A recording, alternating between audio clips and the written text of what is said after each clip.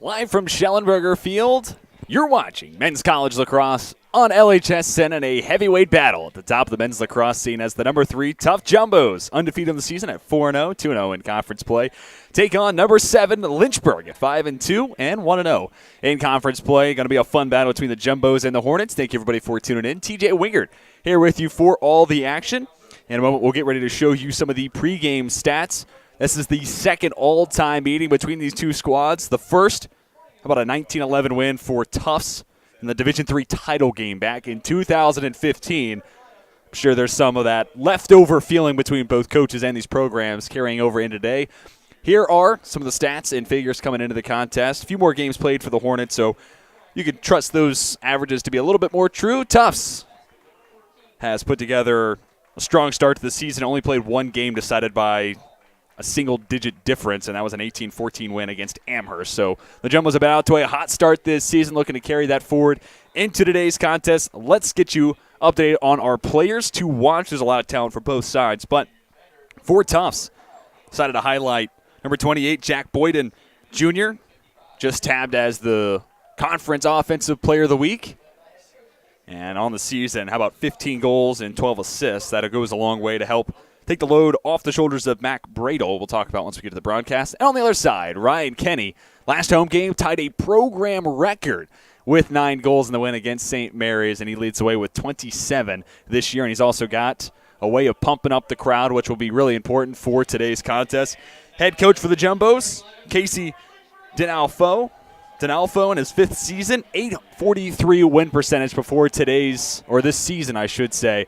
Comes with 2 conference titles with it. And Steve Kudelka on the other side. Talked about this, just the second all-time meeting between these two squads. Coach Kudelka, 26th season at the helm, 310 wins during his tenure with the Hornets. Going to be an awesome battle. We'll take this opportunity to show you some of the starters for both sides. And while we talk about the starting lineups, starting with Tufts, we highlighted Boyden as the player to watch, but Mac Bradle, preseason player of the year for USA Lacrosse magazine. He is obviously somebody Lynchburg will have to key in on and take into full account on the defensive side. And now we'll show you the starting lineups for Lynchburg. And we highlighted Ryan Kenny. How about Jake Russ, 13 goals, 2 assists. Kyle Lewis, 13 scores, 19 helpers to go with it. And also, it's worth mentioning Patrick Moore back between the posts. He did not get the start in the 17-13 loss against CNU. So a return to the starting lineup today for Patrick Moore, preseason All-American for Inside Lacrosse. Starters onto the turf. First time that Tufts has made the trip to Lynchburg, Virginia. Jumbos and Hornets coming to you on LHSN. Thank you again for tuning in, everybody, and giving us some of your time on a Tuesday night. Heavyweight battle atop the men's lacrosse scene. Game 5 of the year for Tufts. Game number 8 for Lynchburg.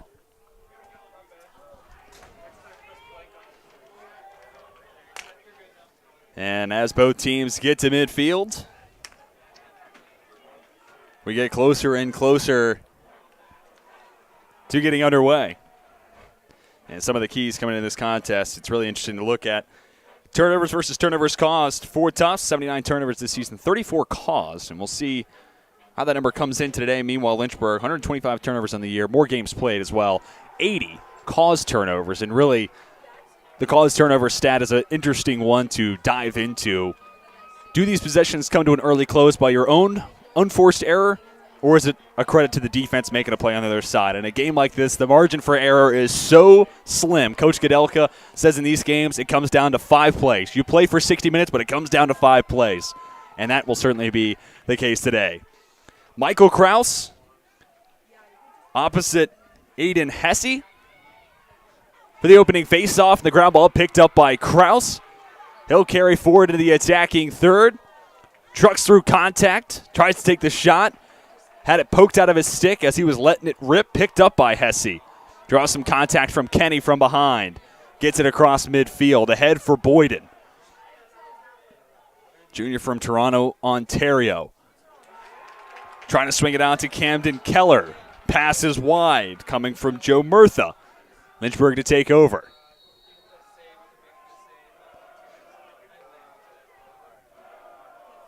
So for Lynchburg, It was an action-packed weekend taking on number 18 Denison, the number 4 CNU. The Stevens Mustangs Classic. It was a win against Denison, 13-12, then a loss to the captains of Christopher Newport, 17-13. And in both games, Lynchburg fell behind in the early goings. Able to complete the comeback against the Big Red, fell short after winning the third and fourth quarter against CNU. Can Lynchburg get out to a quick and impactful start in the first half today? Can they take a lead into halftime? You feel like if you're a Hornets fan, that would be a huge box to check and a pathway to a potential win. Pass too tall, ranging back over. This is Brent Rogers, flinging it ahead towards net. Snagged by Connor Garzone, the keeper for Tufts. Sophomore from Malverns, New York, just named U.S. Inside Lacrosse Association Team of the Week. 10.3 goal against average so far this year for Garzone. On the other side, it's Patrick Moore. We talked about returning to the starting lineup for Lynchburg. Kyle Lewis patrols, brings it to his left. Marked up by Kyle Edelman. The dish goes to Jake Rust, and Lynchburg gets out in front, takes the early 1-0 lead.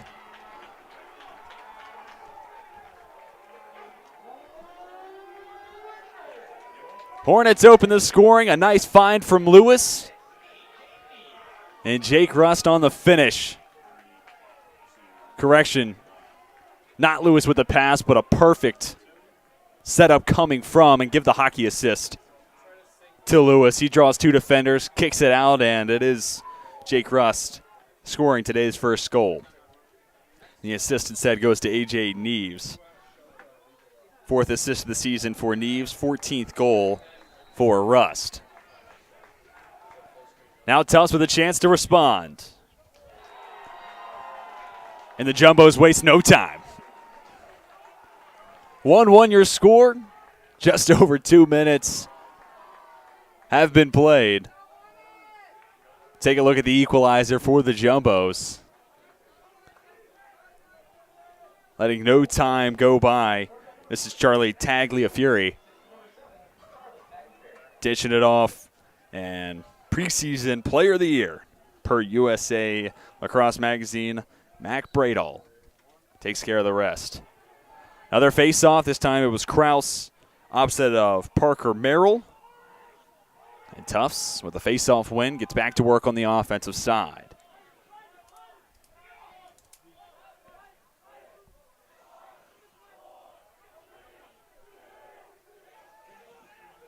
Bringing it across midfield. Trevor Hall, senior from Pittsford, New York, loses it. Jarred loose by Chris Darminio, who picks it up. Darminio flings over. Fellow long stick midi. Henry Marinden. Marinden navigates through traffic. Finds Kenny. Nice one-handed snag for Lewis. Keeps the possession in motion. And as Jake Rust had it, absorbs a lot of contact, lost control. Ground ball picked up by Edelman. Junior from California. Brings it adjacent to the attacking third, kicks it out. Tagliafieri.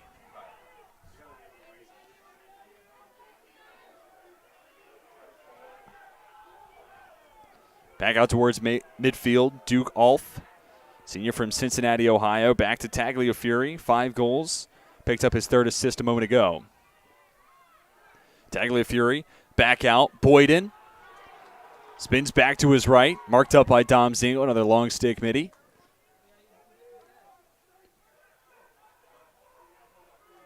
Tagliafieri once again in front of Marshall Rodegas this time. Shot clock down below 30. Errant pass from the freshman. Goes across the far sideline where a strong crowd has gathered. The opposite side of the Dr. Jack M. Tom's track. In a lot of ways, that serves as the student section for home games here at Schellenberger Field for Lynchburg. Nice save for Patrick Moore.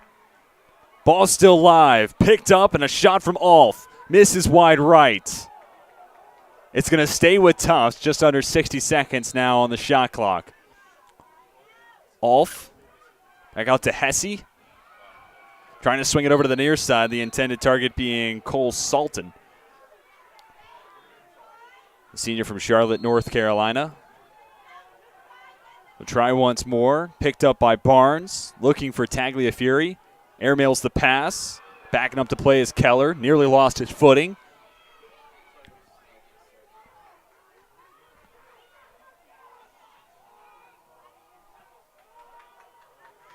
Jumbo's working around the clock. Another shot, another save for Patrick Moore. Couple of huge stands for the junior.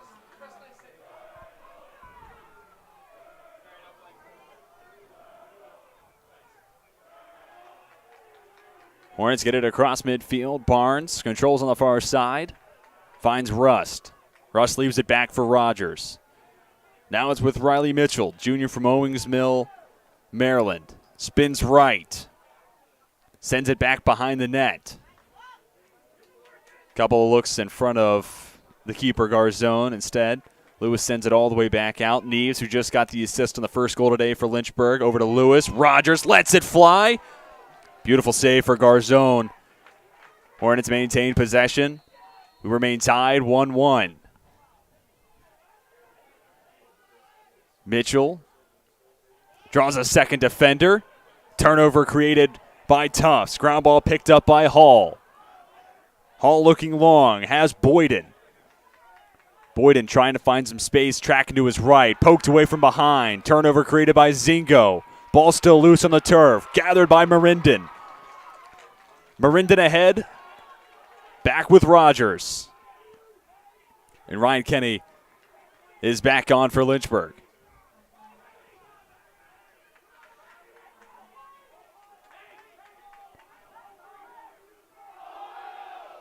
And it's Mitchell to control, working to his right. Once again behind the net.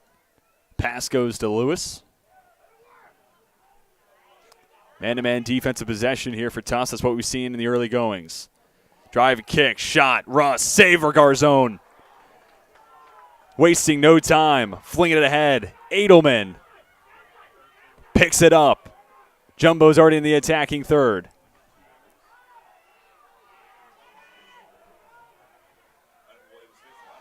Boyden might have had a shot at letting it fly towards the post. Looked like he was in between that and dishing it off to Cam Del Cristo, freshman from Madison, Connecticut. And a timeout called on Schellenberger Field. 8:24 to go in the opening quarter with a timeout called by Casey Dinolfo. We will step aside and come back with the rest of the first quarter. 1-1 your score, Schellenberger Field.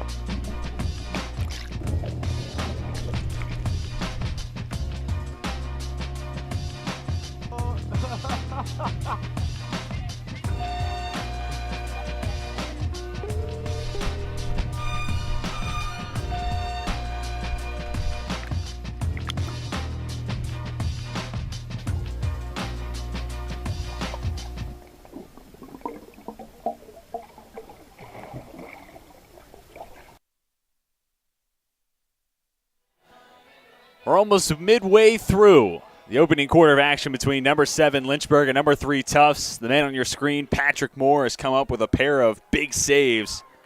At this point in the contest, has faced 6 shots, 2 saves, 1 goal allowed. The score comes from preseason player of the year, Mac Bradle. The goal scorer for Lynchburg, Jake Rust, his 14th on the season. And now you're caught up to where we are in this contest in the scoring column as we have a little bit more than 8 minutes to go. Flag into the Lynchburg sky. It'll go against the Jumbos.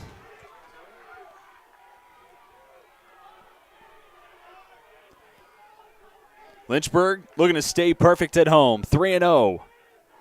when playing on Schellenberger Field.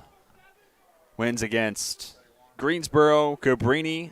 At the time, the Cavaliers, the number 8 team in the country. And then last week, or 2 weeks back, I should say, against St. Mary's. 30-second pushing penalty. Charge to Camden Keller. Lynchburg with a chance with a player up. 9 of 17 on these opportunities this season. And Tufts finishing the point, playing at home for Lynchburg. Jumbos 2-0 on the road so far this season. That was Ian McCartney controlling. Brought it around. Pass goes out. And around to the near side. Give and go between Kenny. Mitchell thought about stepping into it. Instead, gives back to Nate Schaefer. Shot, score. Lynchburg back out in front.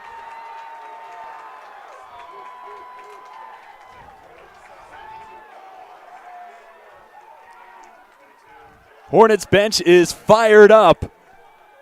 As you see Schaefer coming to the sideline. Lynchburg was patient. Schaefer catch, shoot in motion. And because Garzone was having to patrol back and forth through the passes, didn't know who was going to take it and win. Schaefer takes care of business. Hornets up 2-1.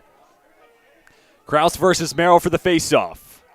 Merrill wins it. Picks up the ground ball. Poked away by Darminio, who also picks up the ground ball. The long stick mid making a huge impact in the midfield today.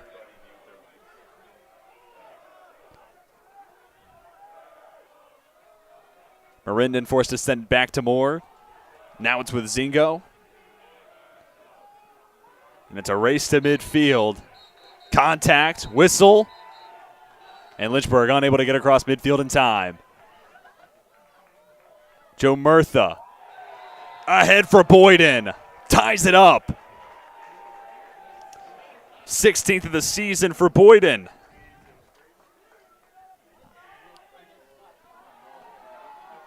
And both times the Hornets have been able to strike Tufts with an almost immediate response.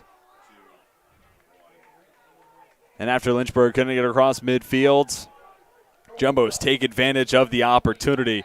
Numbers advantage the other way. Boyden point blank against Moore. And Tufts will get back to work on the offensive side.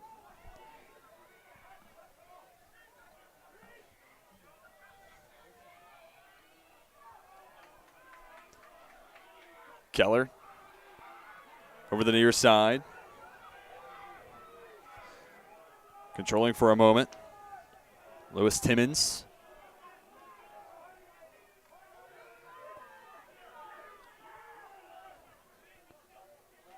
Bradle looking for space. This is the matchup to watch. Bradle versus the likes of Rodegast and Zingo. Tommy Swank. Pass goes across left end line. 40 seconds on the shot clock. Christmas over to Garrett Kurtz. Backed out by Swank. A junior from Madison, Connecticut. Back behind the net. Couple of passes with Bradle once more. Eyeing the cutter and Boyden instead. Tufts works it around. And clockwise, bearing the shot, Tommy Swank. Makes it 3-2.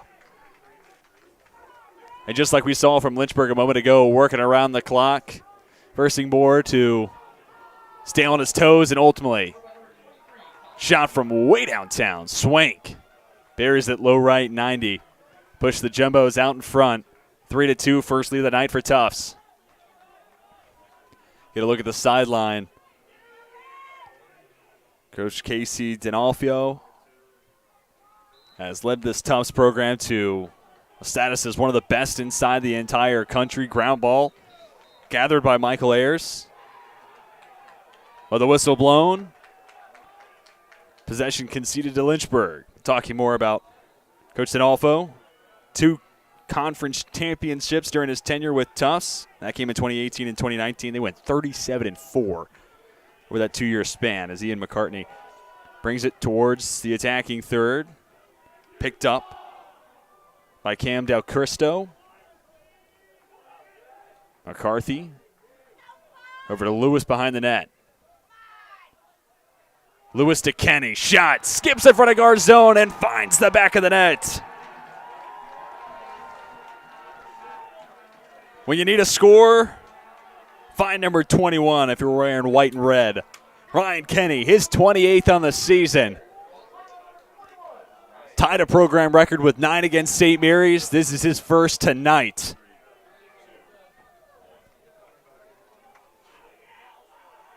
Senior puts us at 3-3, 5:34 to go. Kraus and Merrill.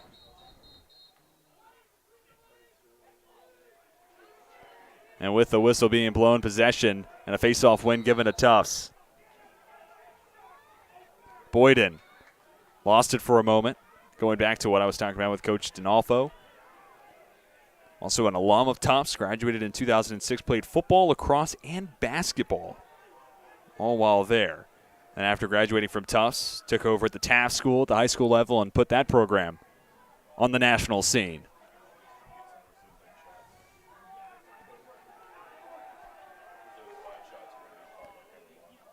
Bradall trying to work it to Keller. Lynchburg with a stop. And it's Kenny over to Rogers.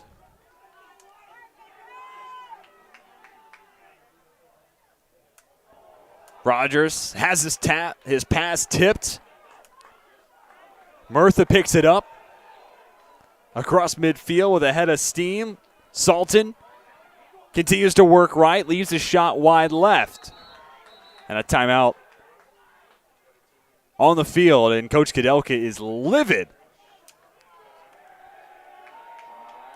And with the timeout called by Coach K, he will simmer down, and we will step aside. 4:34 to go in the opening quarter of play. Tied up 3-3 between the Hornets and the Jumbos. When you come to the University of Lynchburg to earn a master's degree in athletic training, you'll spend time in the classroom, but you'll also spend a lot of time in our top-notch facilities, learning from athletic trainers and working closely with our student athletes. In the Graduate Cadaver Lab, you'll learn about the human body in the best way possible, by actually studying the human body. This will provide a foundation to make you a much better athletic trainer.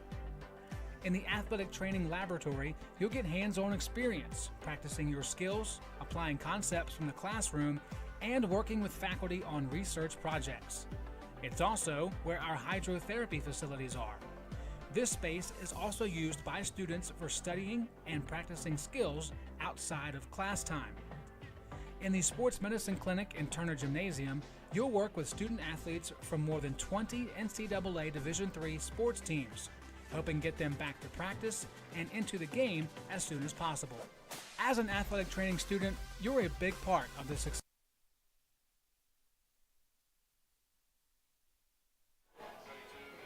Tied up more than 10 minutes through in the first quarter between Lynchburg and Tufts. The Hornets, the number 7 squad in the country, the Jumbos, at number 3 in the latest USILA coaches poll that released earlier today. And also on it, Connor Garzone named to the USILA Team of the Week. And he is between the posts and the other end of the field for the Jumbos. Coming out of the timeout, Bradall to start up the possession anew for Tufts. Top of the set, Charlie Tagliafieri assisted the first goal today for the Jumbos. Working to his right, Duke Alf, picked up by Peter Robinson. Trying to work it around the post and sneak one over the shoulder of Moore. Shot wide from Bradall.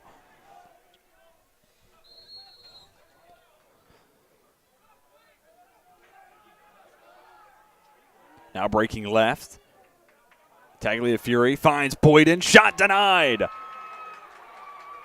Patrick Moore has come up with a couple of huge saves here in the first quarter, his third already. Cole Nestor brings it across.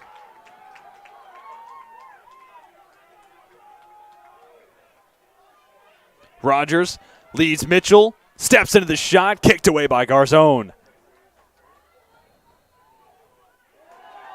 Great hustle at the end of that play from Matthew Lane, lays out. And now Tufts trying to break the tie. Less than 3.5 to go in the first quarter. Second all-time meeting between these two squads. Lynchburg looking to bounce back from the loss against number 4 CNU. Tufts looking to start the season 5-0, coming off a 18-5 win at Stevens.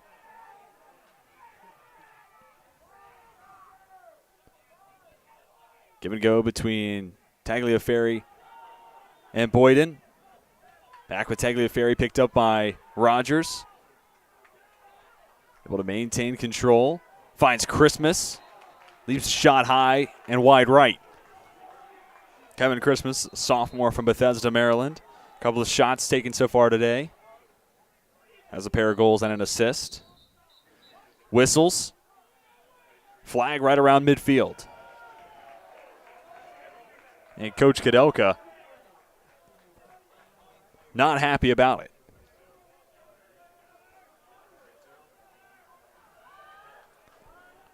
Each team makes their shifts. Less than 3 to go, and it's currently Ryan Kenny in the penalty box for Lynchburg. It's a 30-second offside. These man-up chances. Tufts, 9 goals and 21 opportunities. Lynchburg scored their second goal of the night with a man-up opportunity. Tufts looking to do the same here and break the 3-3 tie. Boyd in the cutter. Got it out of the stick. In the snap of a finger. Boyd in second of the night. 17th of the season. Our Tufts player to watch. Showcasing why he was named Conference Offensive Player of the Week. Bradall, the nice feed. Kicked over. And it's Max Eddinghausen getting the dime. And you see as soon as Boyden catch immediately, sends it at Moore and buries it to make it 4-3. Face-off win and a ground ball for Merrill. Parker Merrill been the primary face-off guy so far this evening. Trying to get it to Taggart Eimer. But a turnover created by the Hornets. Marinden got it ahead quickly. Lynchburg slows it down now.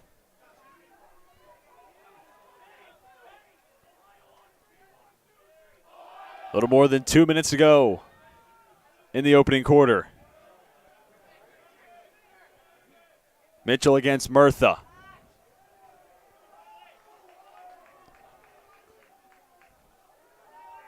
Spin right for Mitchell. Looking for space, and just before the second defender picked him up. Sneaky shot. Mitchell gets it away and finds the back of the net. And like that, we are tied up once again 4-4. Mitchell versus Murtha. A fun battle through that possession. And right as number 24, Lewis Timmons was going to step up and pick to be a second defender against Mitchell. Junior got the shot off and collected his 12th score on the season. Kraus, errant pass.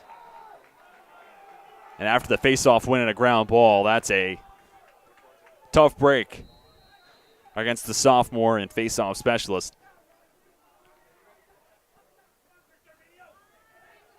Garzone steps up far between the posts. Give and go between he and Edelman. Out on the near side, bringing it across is Tommy Swank. Swank gets Darminio to miss him and buries it in front of Patrick Moore. Nice deke in the midfield. Opened up the one-on-one opportunity, and the Jumbos back out in front 5-4. Third goal of the year for Swank.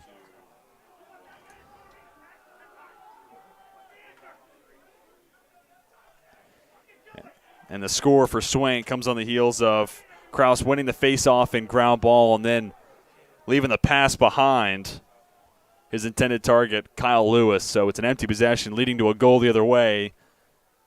And you can understand why Coach Steve Kudelka on the sideline upset with his squad. That's a unforced error on one end, leading to a score on the other. And those types of plays will put gray hairs on the head of any coach, especially someone that sets a high bar for his squad like Coach Kudelka. And Lynchburg has risen to that high bar more often than not. Boyden makes it 6-4.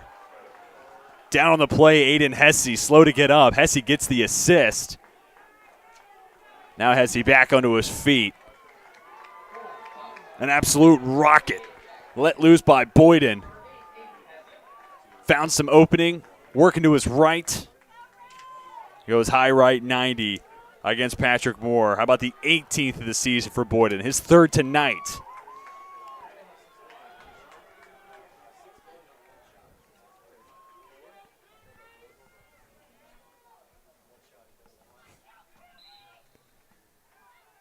And this marks the first time tonight we've seen a 2-goal lead for either side.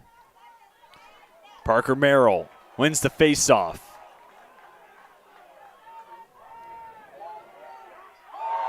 Tufts riding the wave on the offensive end. Taggart Eimer this time round. Jumbos make it 7-4.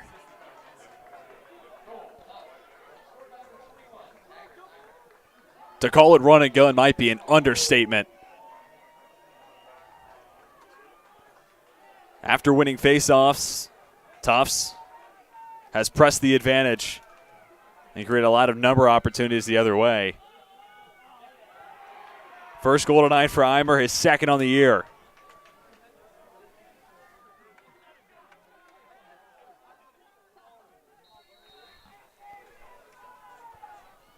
Largest lead of the day for either side. 3 scores. Lynchburg looking for an answer. 40 seconds to work with in the opening quarter. Hornets looking for some momentum to carry them into the second quarter on a positive note.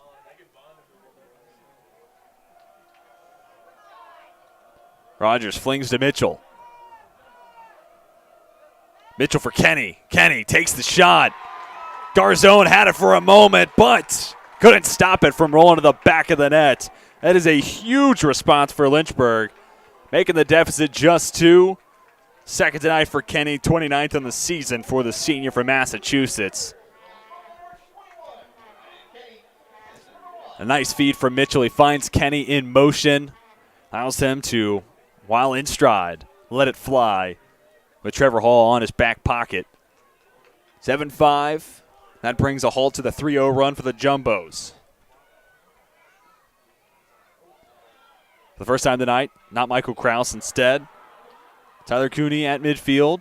Take the face off. Ball still loose. Picked up. Nestor flung it over his shoulder. Lewis was in the area. Had to quickly move it to defense. Flung ahead. Shot! Joe Murtha finds home with 10 seconds to go in the first quarter. 2 passes to cover the length of the turf. Unbelievable sequence for Tufts. Murtha, his first goal of the year, is slow to get up. Couldn't have asked for a better sequence given the time on the clock. It was Hesse ahead for Hall.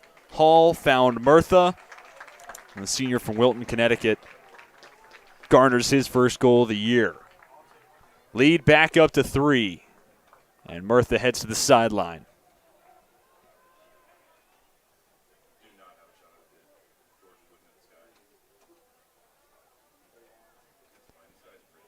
The officials huddle to confer.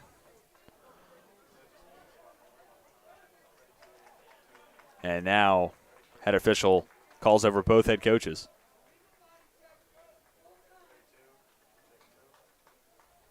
Illegal body check results in a full.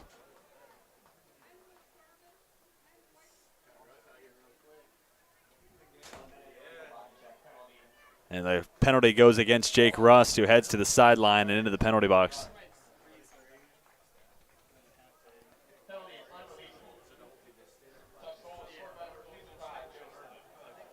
With only 10 seconds left in the first quarter, you saw Coach Kadelka, now Rust in the penalty box. Jumbo's offense has brought lots of firepower. Lynchburg kept up for the first half of the first quarter. And a 3-0 run for about 1:14 left to go. Till about 50 seconds left to play. That's right, 3 goals in a span of about 25 seconds. Has been instrumental to creating the separation. And the final buzzer sounds. Last goal from Joe Murtha comes with little to no time to spare, and it makes it 8-5, and that's where we are. Headed into the second quarter. We're stepping aside and coming back with the second set of 15. You're watching Tufts and Lynchburg on LHSN.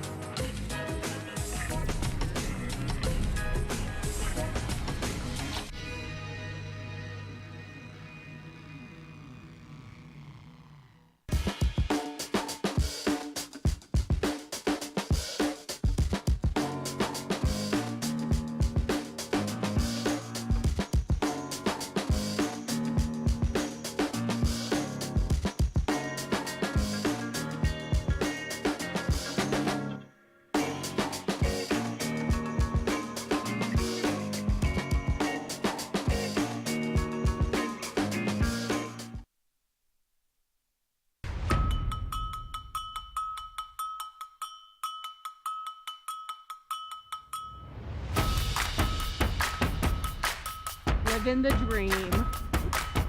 USA, Mexico. That was so exciting.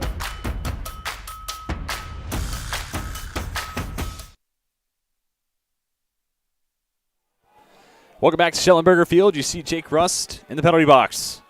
So we get ready for the second quarter of action between number 3 Tufts and number 7 Lynchburg. An update, some of the stats through 15 minutes. Jumbo's holding 18-9 advantage in the shots department. That's turned into 11 shots on goal for Tufts to 8 for Lynchburg. 3 saves for both sides. 7 face-off wins for the Jumbos to 5 for Lynchburg. 18 ground balls for Tufts. 10 for the Hornets. Kraus opposite of Parker Merrill. Merrill able to roll it over to Keller, who picks it up. The Jumbos have been very quick to work on the offensive side today. And frankly, after the first maybe 7-8 minutes of this game, we have not seen a whole lot of Tufts setting up and working around the clock, trying to get to the work on the offensive side in this fashion. It's been a lot of fast break, 2 passes, cover the length of the turf, and take a shot.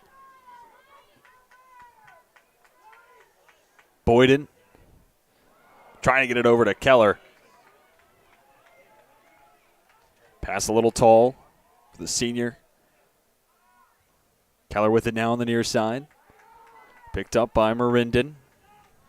Over to Alf, now to the far side. Swank. Bradle. Back to Keller. Out to Alf. Alf was able to thread the needle. Had Boyden, who started to load up to take the shot before he had gathered the pass. That's a big stop for Lynchburg. Had to find a way to halt this Jumbo's offense, who for the final minute and 14 seconds of the first quarter found the back of the net 4 times. Prior to that, it was a 4-4 game. Then a 4-1 run to bring a close to the first quarter. Has where we are now, 8-5. Neves to the far side. Riley Mitchell. Mitchell for Lewis. Back out to Rogers. Trying to work left, then spun right.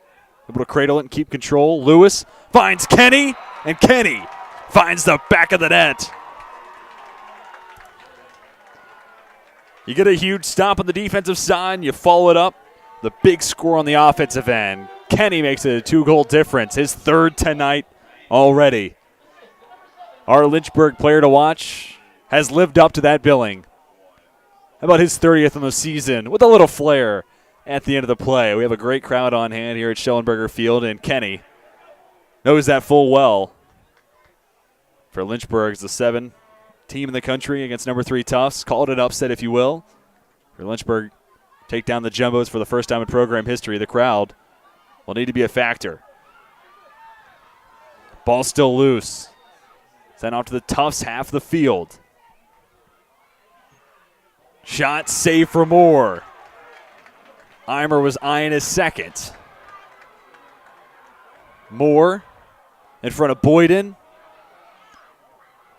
Sends it towards the center of the turf. No one necessarily in the vicinity. Picked up by Sam Sturham. Sturham to Boyden. Shot in front of Moore, and it looks like the junior deflected away. Jumbos maintain possession. They'll start up from the near sideline. Patrick Moore. If not for his play tonight, what's the score look like? That's the question in my eyes. 4 saves already for Moore.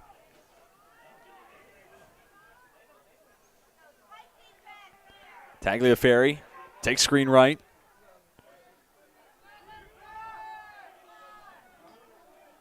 Del Cristo off and back on as Alf.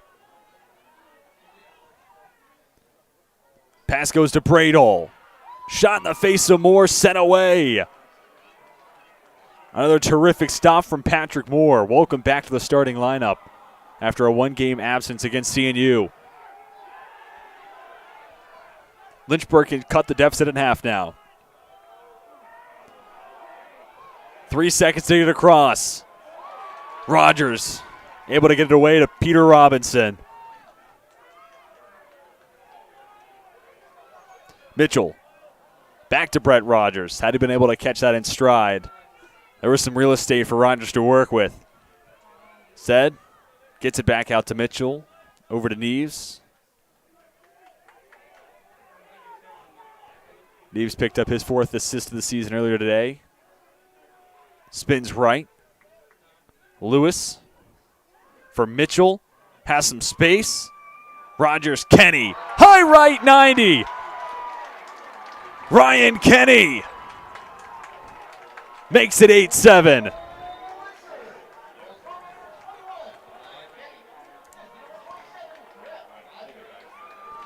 As the lights turn over at Westover Hall,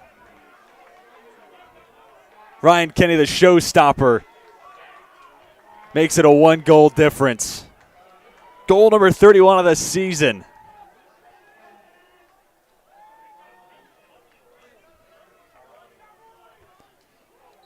Kraus opposite of Hesse.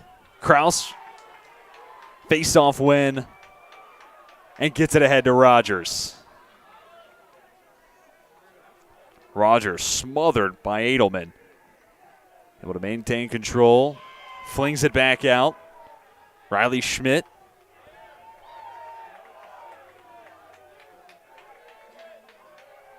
Back with Schmidt on the near side. Defender in front of him is Del Cristo. Tracking left. Schmidt wraps it all the way around. Shot was wide. Rolled all the way out to Kyle Lewis. Now Lynchburg resets. Pass went to Cooling. Now it's with McCarthy. Schmidt couldn't handle the pass. And that is a costly empty possession. Lynchburg was riding the wave of momentum, had a chance to tie it up.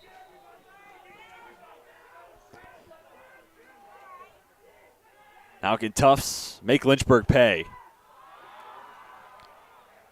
Ball on the turf. Gathered by Del Cristo. Not to do it for the Jumbos. 2 teams exchange stops. A race to midfield. Nestor gets it over.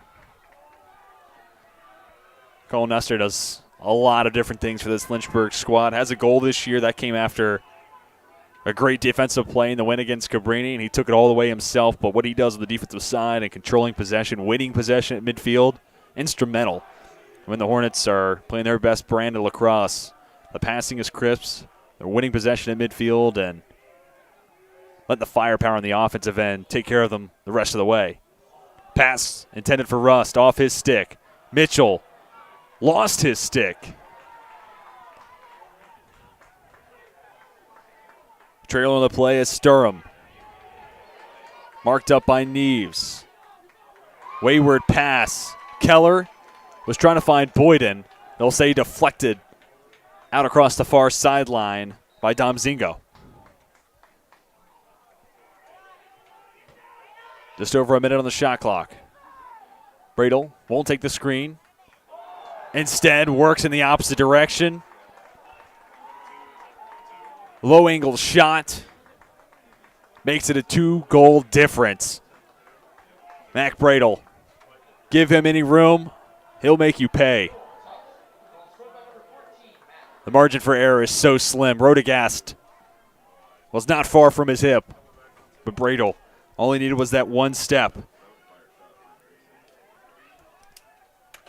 Second goal of the night for Bradel, 18th of the season. Jumbos push the lead back up to 2.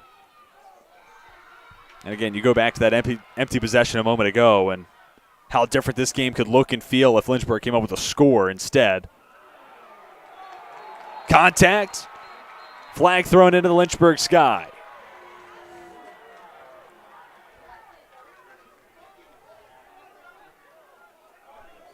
Clock stops, 8:50 to go in the first half.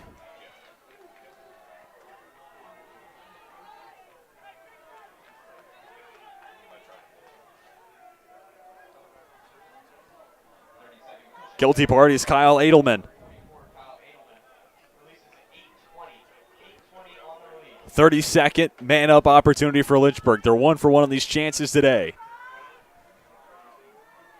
That makes him 10 for 18 on the season.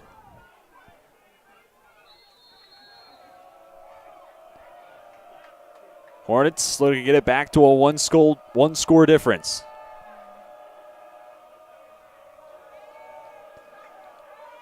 Lewis for Mitchell. Denied by Garzone.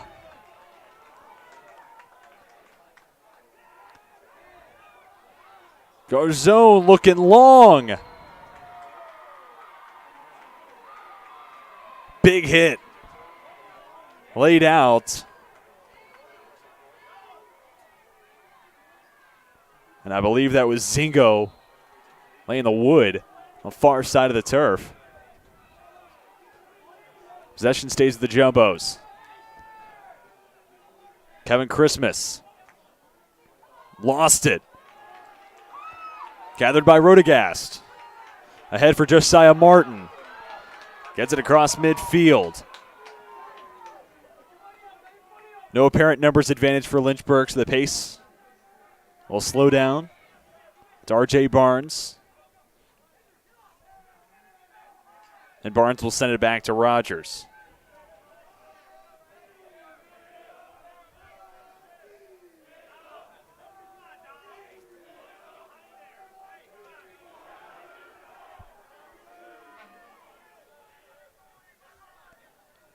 Mitchell working against El Cristo. Lewis for Rogers, back out to Neves. Pass broken up, intended for Kenny. Flung forward by Edelman. Trevor Hall trying to pick it up. Unable to do just that. Instead, ground ball picked up by Timmons.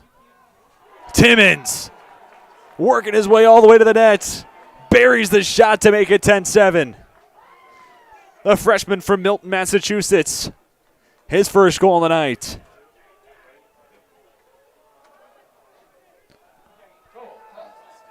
Here's the score once more.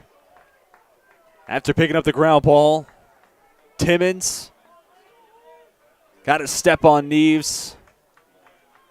Took it the rest of the way himself.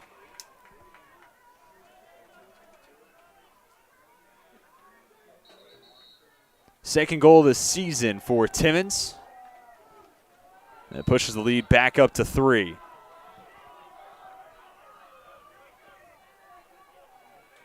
And that matches the largest advantage tonight for the Jumbos.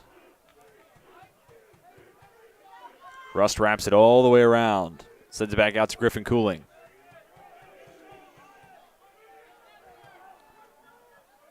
Cooling with a pair of scores this year. Pass well off the mark, trying to find Lewis. And going back to the top of the broadcast, the question was going to revolve around turnovers versus caused turnovers. And early instant possessions like that are the ones that will make a difference in a game on this big a stage. Tagliaferri sends it right to Patrick Moore.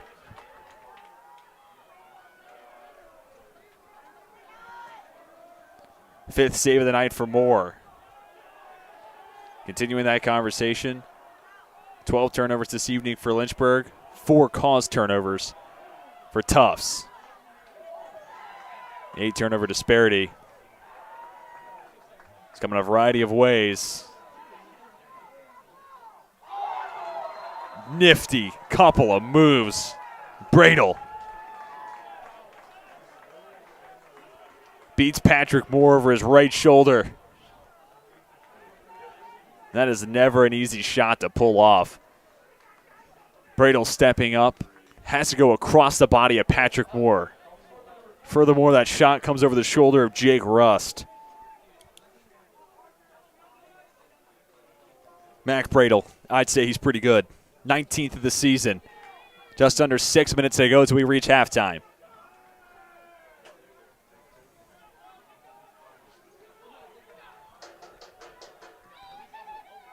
Merrill versus Kraus for the faceoff. Picked up by Darminio. Long stick midi. Finds the back of the net. Flag thrown up. Same official signals it's a goal. First of the season for Darminio, and that makes it 11-8. No one stepped up and accounted for him. Darminio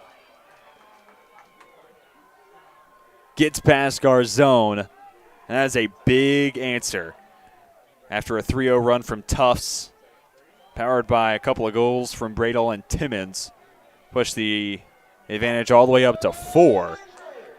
Darminio with the response, and Lynchburg continues to hang around, and the question has to be raised. Lynchburg fell behind 10-3 at half against CNU. Had a big halftime deficit against Denison. If this game stays 2-3 differential, even if it's Tufts out in front, that is a narrower margin for Lynchburg to try to make the comeback against compared to where the Hornets were against the Big Red and the Captains this past weekend. Lynchburg can eat into that deficit a little bit more. Back on the offensive side. Mitchell at the top of the set. Rogers flung it over to McCarthy. Give and go between he and Kenny. Rogers almost there to take the shots. As he was beginning to let it fly, lost control. Edelman there to pick it up for Tufts.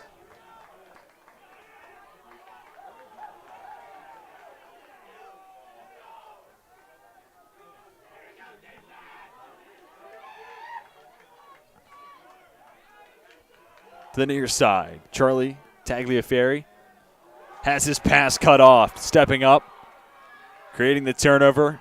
Marinden trying to get it ahead for Barnes. Looked like it was broken up on its way there. Matthew Lane, long pole defender, forced to send it back towards Boyden, and a timeout called for Coach Casey Dinolfo. That'll hold play with 4:22 to go in the first half. Tufts up by 3, 11-8. Your scores. You're watching the Jumbos and the Hornets duke it out on LHSN.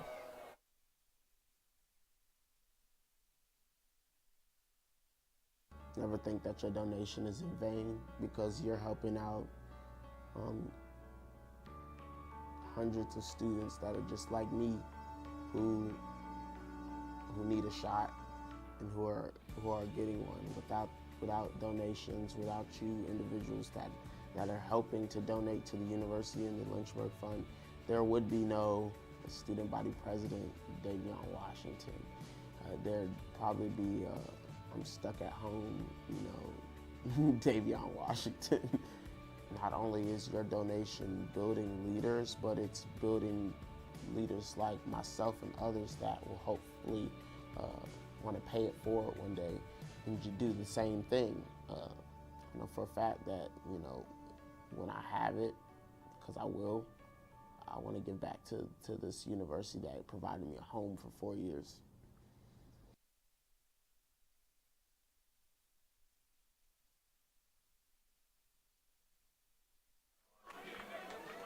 (11-8) your score. Tufts out in front of Lynchburg. 4 minutes and 22 seconds all that remain in the opening half of play. You're watching this contest on LHSN. TJ Wingert here with you. Run you through all the action. Appreciate everybody taking some time. Watch this heavyweight bout at the top of the men's lacrosse scene here on LHSN and giving us some of your time on a Tuesday night. Jumbos with possession after the timeout called by fifth-year head coach Casey Dinolfo. And Tufts now back to work. A score here would match the largest lead of the day at 4. Dukolf, senior from Cincinnati, Ohio, flings it over to the far side, trying to get away to Tagliaferri. Nearly able to keep it in play, but officials rule. He's out on the far sideline. Martin races to midfield and gets it across. Finds Rogers.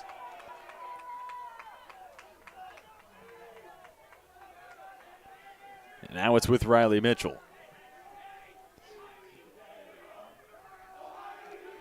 Mitchell scored earlier today, his 12th goal in the year. Marked up by Sam Sturm.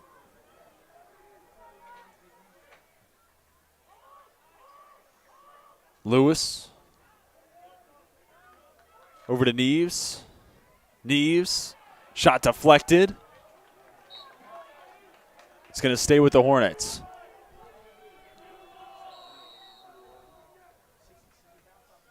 A little more than 30 seconds left on the shot clock. Mitchell beats his defenders. Absorbs the contact from behind. Results in him losing possession. Jumbos were stellar in transition in the first quarter. Trying to find Boyden cutting towards the net. Pass broken up. Darminio works the other way. Darminio picked up his first score on the season earlier tonight. And gets the pass away to Rogers.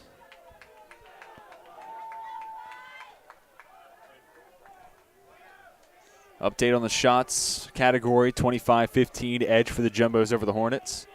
16 shots on goal for Tufts, 12 for Lynchburg.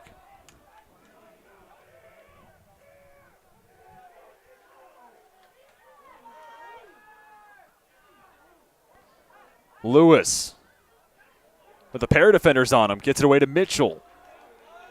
Mitchell over to Schmidt. Schmidt backpedals, sends it to Kenny.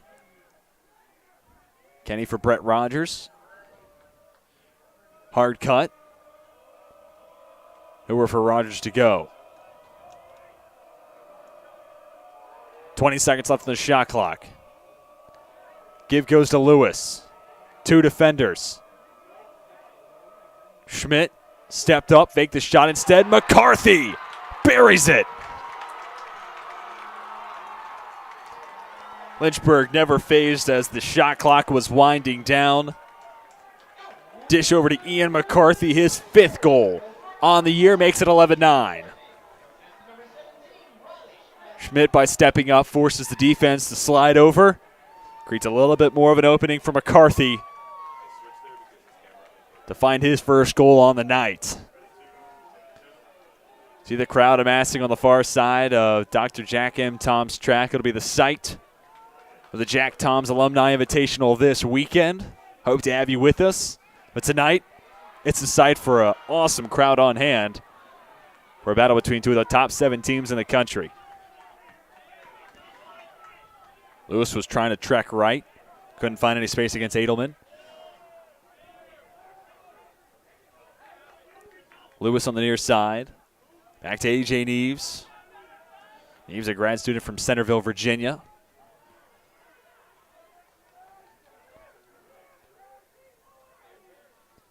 Mitchell takes a screen. Got it from Lewis.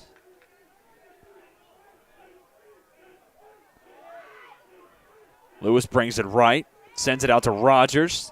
Shot fake, then ultimately does take the shot. Short hops the post. Hornets maintain possession.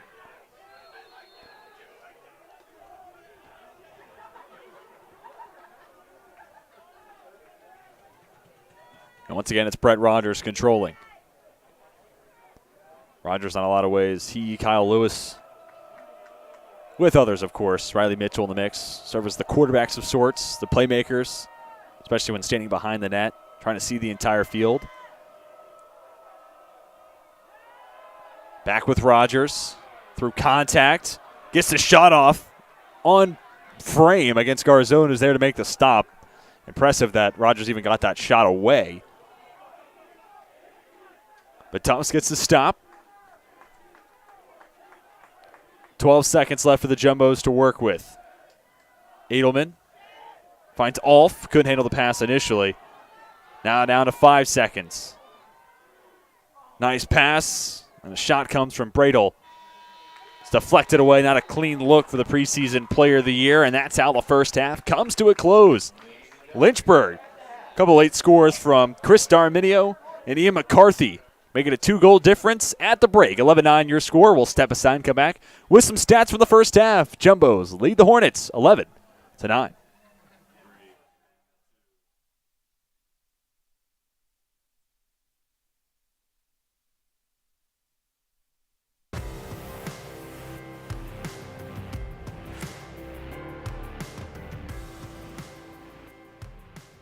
If you like being close with your professors, if you like being in small classes that help with one-on-one, if you like being in positive communities that help you train your weak points and strengthen your strong points, then the University of Lynchburg is a great place to go.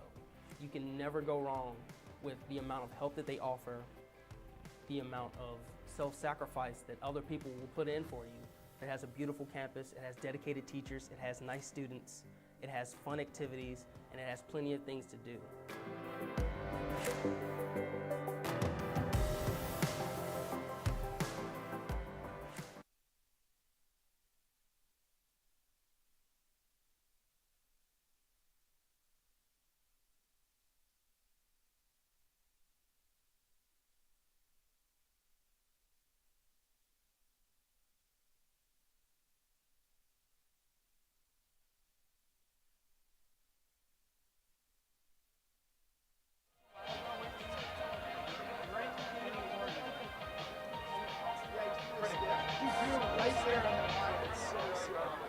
Ladies and gentlemen, University of Lynchburg Athletics and the Student Athlete Advisory Committee are collaborating to recognize the Hornets' fall semester Old Dominion Athletic Conference Championships and NCAA Championship appearances. Please direct your attention to midfield, where tonight we honor our standouts from the cross-country and swimming programs for their accomplishments this past season. We start with swimming and junior Claire Galloway. Native of Holly Springs, North Carolina, Claire won the ODAC title in the women's 100-yard breaststroke. She finished the race in 1 minute, 5.3 seconds, a time that ranked 61st in NCAA Division III this season. Claire also won the 100 breast with the Hornets at the 2021 ODAC Championship meet. Next up is Kevin Bennett, the ODAC champion in the men's 200-yard backstroke. A junior from Fredericksburg, Kevin touched the pad first in 1 minute, 51.82 seconds to win the race for the second straight year. His time ranked 102nd in Division III this season. And now we recognize the 2021 men's and women's cross-country teams. This group enjoyed one of the most successful seasons in the program's history. The Hornets swept the cross-country championships for the first time since 2009 in the ODAC this past year. The men ran away with the conference title, while the women edged out rival Washington and Lee for the title by just 7 points to sweep the championships. Lynchburg also swept the individual titles as Max Sparks defended his men's championship and Kelsey Lagunas crossed the line first for the women. Sparks was the ODAC and NCAA South Region Men's Runner of the Year, and Stephanie Burnett was named the Conference Runner of the Year and Scholar Athlete of the Year. Both teams qualified for the NCAA Championship meet, the men placing 18th and the women 32nd in Louisville, Kentucky. Let's have another round of applause for these fantastic student athletes, your Lynchburg swimming and cross-country ODAC champions.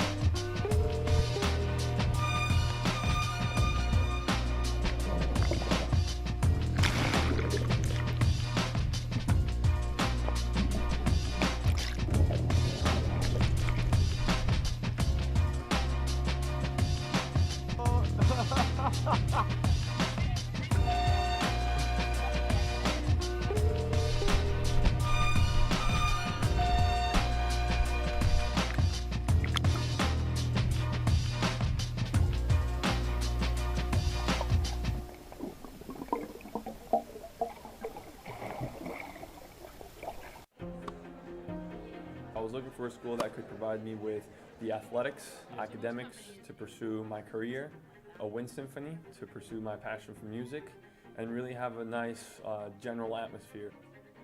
The professors here are really unique, their background and their passion for teaching. It's really a place where you can explore. Lynchburg gives you the opportunity to fail, but also get back up in that period of time and learn from your mistakes. I can make these mistakes within the school environment, but also with the support of other friends, and be ready for the real world when you graduate.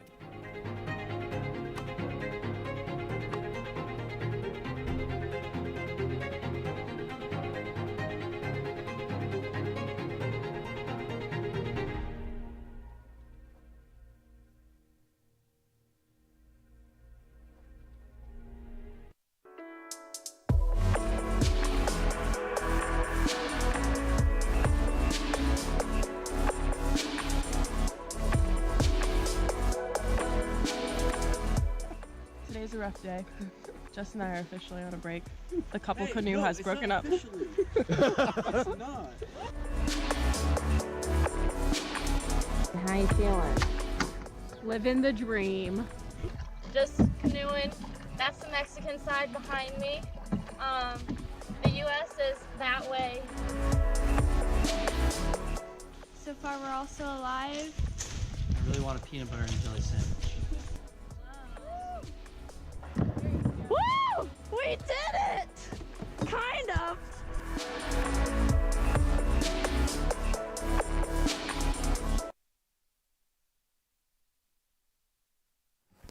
Welcome back to Lynchburg, Virginia. We just saw cross-country programs, men's and women's, each being honored, I should say, here at halftime, as well as some of the individual champions for the men's and women's swim programs. Now we're going to show you some of the stats from the first 30 minutes of action between Tufts and Lynchburg, and for the most part, neck and neck. And Jumbos started to pull away towards the end of the first quarter. That created some of the separation you see here.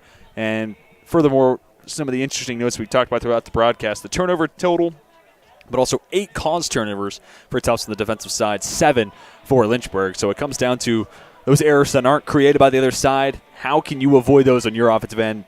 You got to stay away from those unforced errors.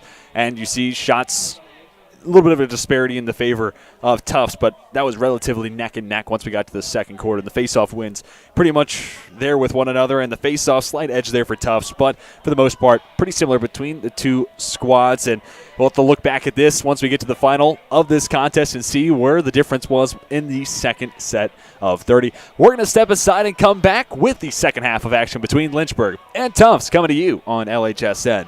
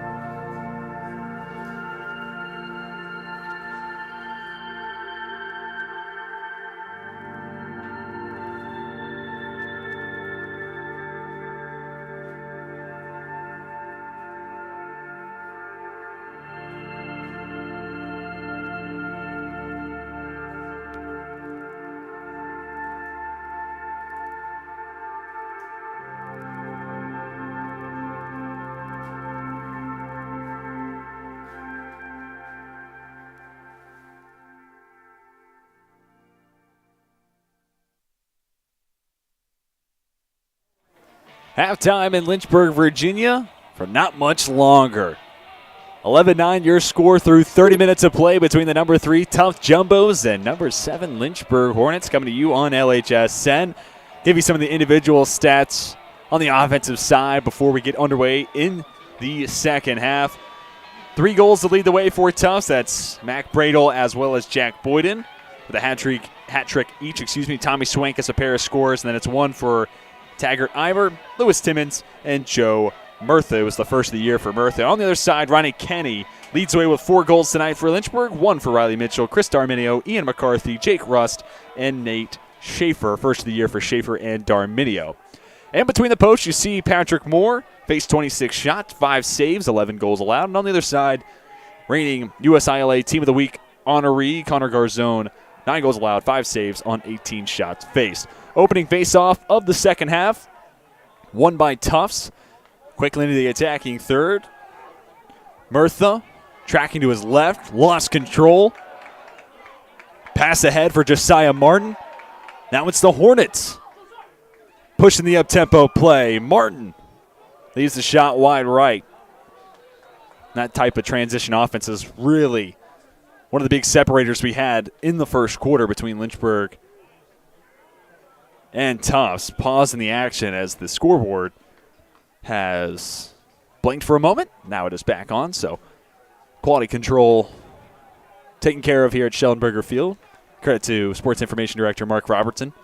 Wearing multiple hats tonight. The scoreboard, back on. Play gets back underway. But to continue that point, there were a couple of possessions towards the latter portion of the first quarter in specific. A couple of sequences that led to the flurry of goals less than about 30 seconds apart.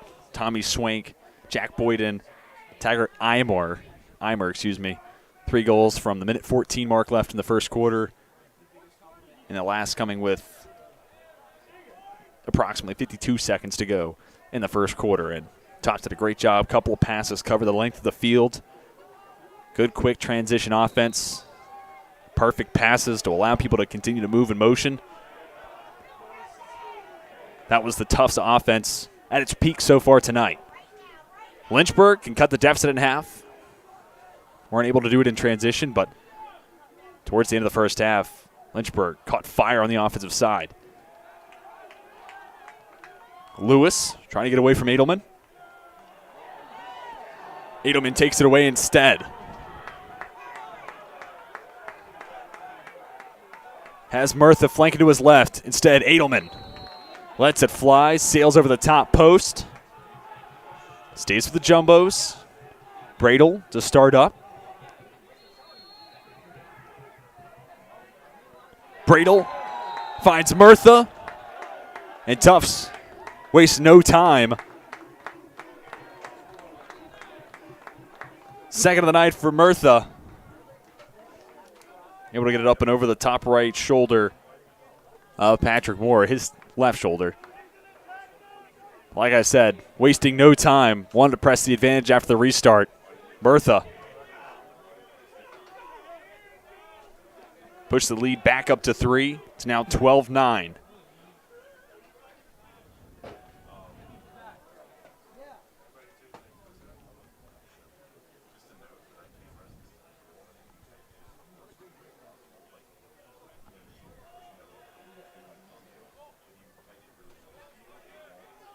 Little pause in the delay, or delay in the action. Waiting for the scoreboard to be able to come back. Do apologize, a little bit of a delay. But allows me to talk about an unbelievable comeback that we got to see earlier today on LHSN's Lynchburg baseball team. Midweek clash against another ODAC heavyweight foe, Randolph-Macon. 7-0. Till we got to the bottom of the 8th, a 2-run shot from Avery Neves got the Hornets into the scoring column. And then 6 runs across in the bottom of the 9th to walk it off. 3-run game-winning double from Avery Neves. 5 RBIs of the last 2 innings to power Lynchburg baseball to the comeback victory against Randolph-Macon. And Lynchburg men's lacrosse looking to do something similar, trailing by 3. Kraus versus Parker Merrill as play gets back underway. Face-off win for the Jumbos.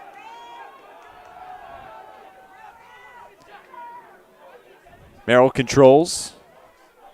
Kicks over to Michael Ayers. Back to Jack Boyden. Boyden, as well as Bradle. Both with 3 scores each to lead the way for the Jumbos. Duke Alf.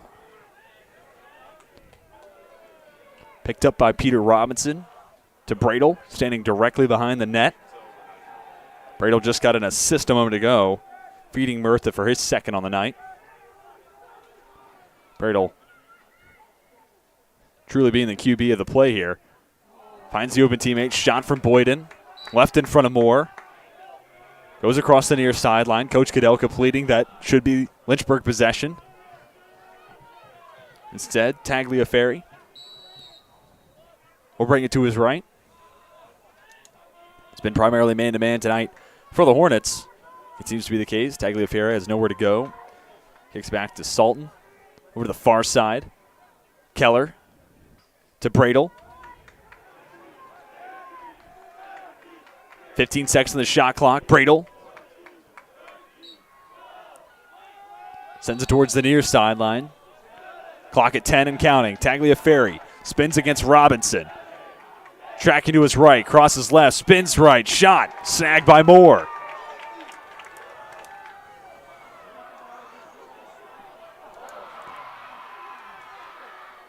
Hornets do get it across midfield. Rust gets it to Rogers, and the lines will shift. Lynchburg looking for their first score in the second half. Mitchell gets past Sturham. Rust, open today's scoring, has that shot deflected. Rogers for Lewis, trying to sneak it through to find Ryan Kenny. Whistle blown. Lynchburg maintains possession, resetting the shot clock back to 60 as well. Clock stops, 12:02 to go in the third quarter. There's a shot at the Tufts sideline. Both teams have been infectious with their energy, and it just builds into the crowd that's already played a big factor tonight in my eyes. And it's a solid crowd. Give them any boost in energy and see where that goes, especially if you're a Lynchburg fan. Mitchell has a shot go high and wide. Neves. Start up again on the near side. Takes the screen from Lewis. Pseudo screen, I should say. Now it's with Lewis. Stepping up. Timmons to pick him up. Pass. Goes to the outskirts of the attacking third and taken away. Trevor Hall. Trying to fling it over to Lane. Lane couldn't control initially. Longstook mid, brings it across midfield. Eimer lets it rip.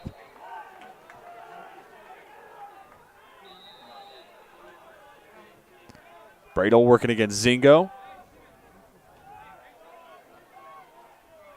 Now Bradle over to Boyden. Backed all the way out. Swank. Tracks right. Lays it off. Kurtz returns the favor. And with 40 seconds left on the shot clock, pass from Bradle to Christmas.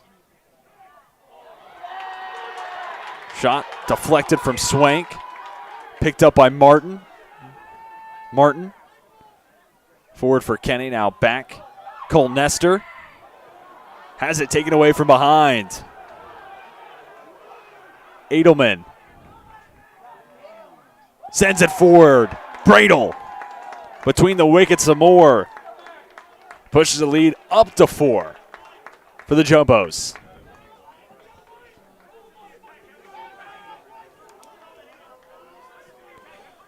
#20th score of the season for Mac Bradle. And the Jumbos making Lynchburg pay for every empty possession. And that was another nice example of what Tufts been able to do in transition.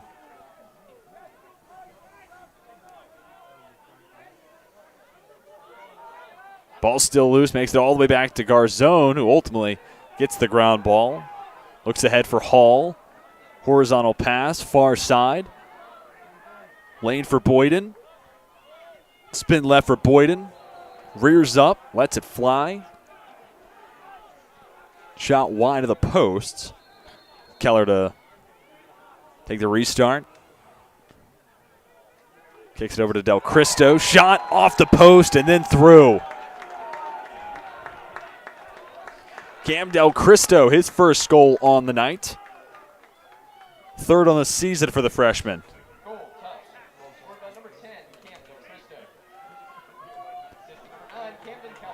Take another look.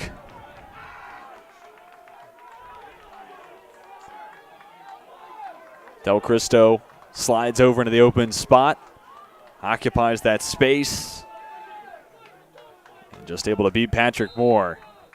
Push the lead up to 5, largest lead of the night for the Jumbos. Darminio had it for a moment. Now the Hornets try to swarm Eimer. Lynchburg gets it back. Pass over the head of Martin. Now out across the far sideline.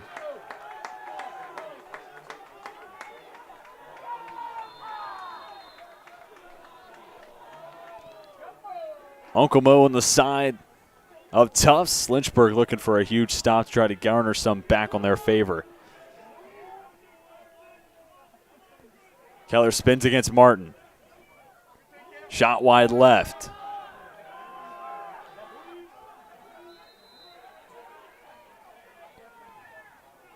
Bradel out to Ulf.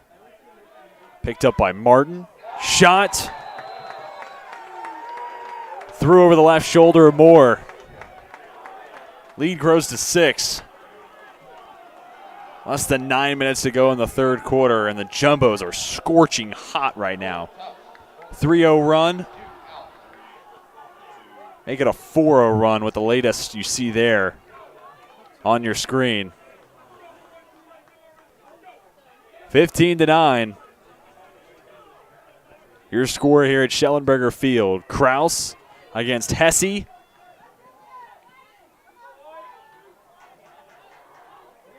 Edelman picks up the ground ball. Another one possession for the Jumbos.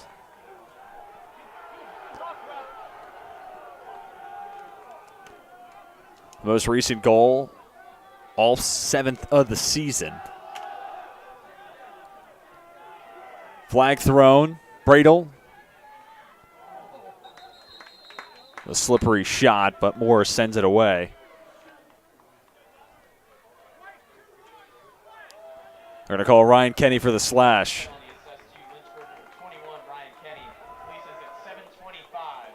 It'll be a 1-minute penalty.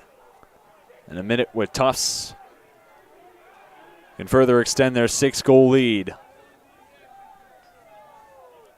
4-0 run for the Jumbos, spanning from 13:35 to play in the third to where we are now.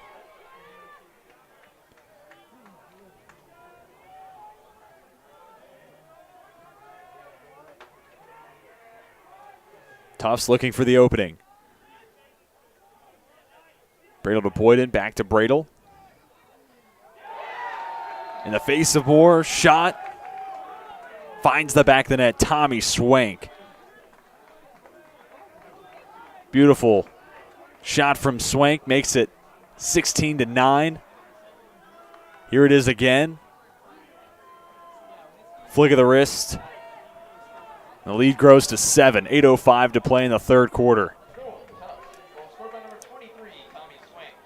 Second of the night for Swank, 4th of the season for the junior. And Lynchburg needs a face-off win. Jumbos looking for the other side of the same coin and looking to ride the momentum even further.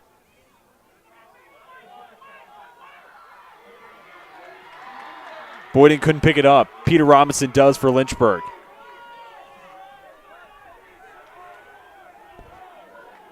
Now for the first time in a long time, we get to see the Hornets go to work on the offensive end.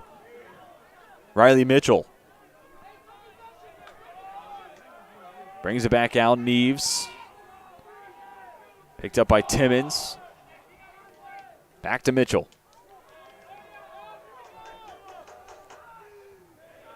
Lynchburg still yet to score in the second half.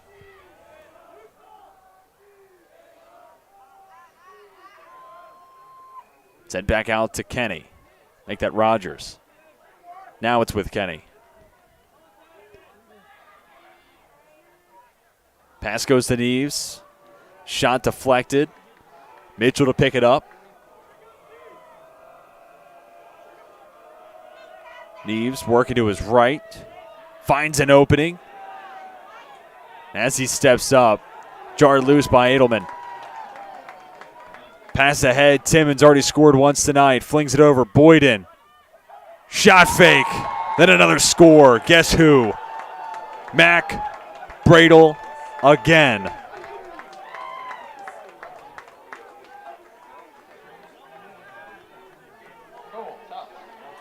And once again, the Jumbos in transition have given Lynchburg defensively some fits. Forced them to play from behind, trying to play catch-up. And Bradle, preseason player of the year for good reason, 21st on the season. And as much as I mentioned Bradle preseason accolades, wasn't the only one. You also have Taggart Eimer, preseason first-team All-American. Camden Keller had the same accolade, first-team preseason All-American. And those three been a big part of the offensive mix. Contributions aplenty from Jack Boyden as well. Simply put, Tufts offensively has been on a roll. There have been spots in this game where the Hornets have had an answer. But here in the second half, none to be found. Bradle, another.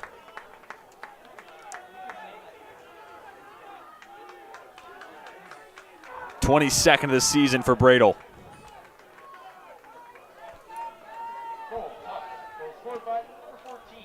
Keller down onto his feet.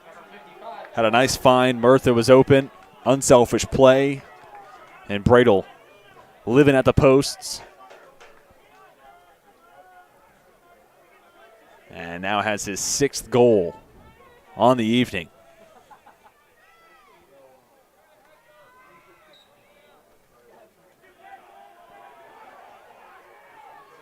Face-off win for Lynchburg.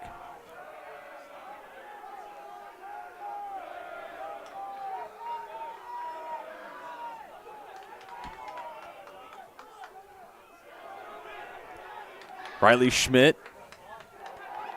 tiptoeing along the near sideline, trying to fling it ahead to Kenny. Couldn't handle the pass.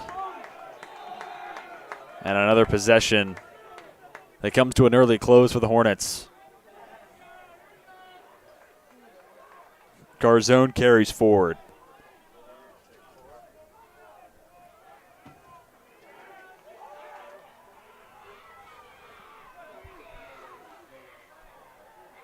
On his way to the net. Lane lost control. Robinson picks it up for the Hornets.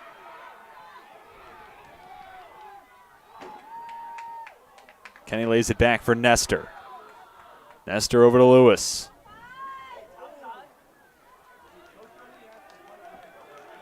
Lewis forced to backpedal, working against Edelman. Junior from California has been stellar defensively tonight for Tufts. Rust behind the net. Schmidt over to Cooling. 40 seconds to go on the shot clock. Flag thrown. Cooling steps up. Shot wide left.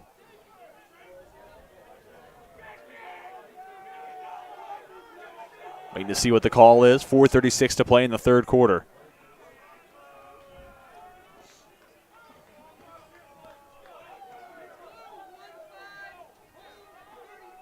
Possession is going to stay with the Hornets.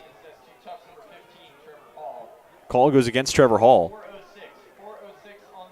30-second penalty.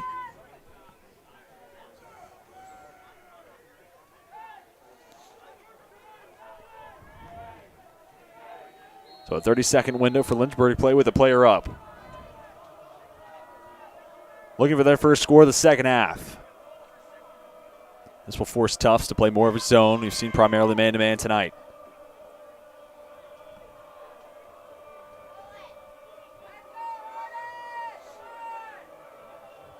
Hornets working around the clock. Shot comes from Lewis. And it's off the mark. And Tufts will kill off the remaining clock for the penalty.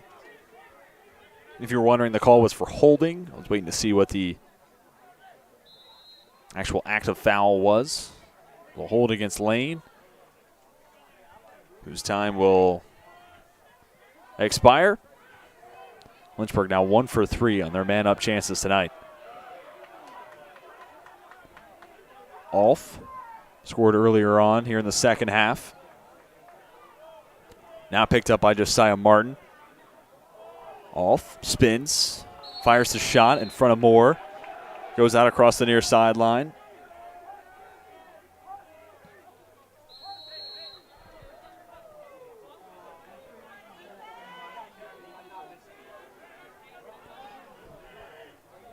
On the far side, Keller forced to swing it back to Swank. Swank with 3 goals tonight. Matches him and Boyden, second most. Ernie Jumbo's player. Bradahl leads the way. Over the shoulder shot. Boyden has it stopped by Moore. Martin loses control just in front of midfield, picking it up. Couple of nice moves. Keller takes the shot off the body of a Lynchburg defender. Rodegast looking ahead, has Lewis. Lewis spins left. Pass off the mark. Wanted Jake Rust. That's a play to sum up the night so far, specifically the second half for Lynchburg.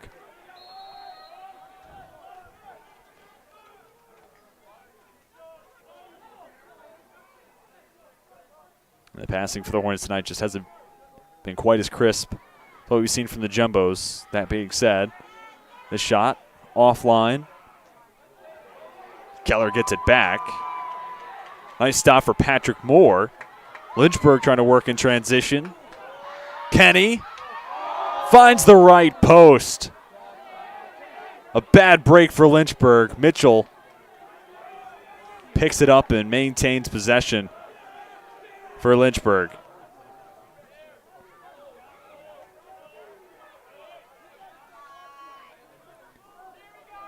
Mitchell behind the net. Gets it back from Lewis. Less than 40 seconds on the shot clock. Mitchell feeds Kenny. Shovel shot. Misses wide. Less than 2 to play in the third. Screen laid by Neves. Lewis with nowhere to go. Out to Mitchell. Steps into the shot, deflected away by Garzone.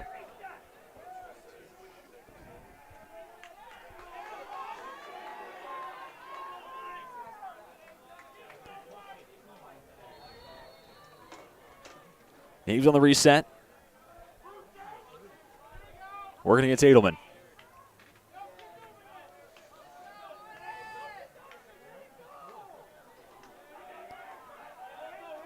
Rogers trying to get away from Lane. A long stick mid. Pokes it loose.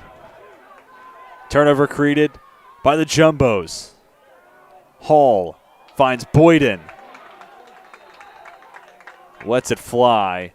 Moore to make another stop. Tufts controls on the far side. Keller. And up by Marinden. Boyden. Forced to send it back out. Salton. Shot left. Misses the posts. 41 seconds left on the shot clock. Just under a minute to play in the third quarter. Bradahl for Boyden. Trying to get it to Salton. Instead, Darminio, the head of steam, feeds Kenny. Now with Rogers. Lynchburg with a chance. Final possession of the third quarter. Find home for the first time in the second half. 18-9. Jumbos using a big third quarter to stretch out and have their largest lead of the day. Shot wide of the posts.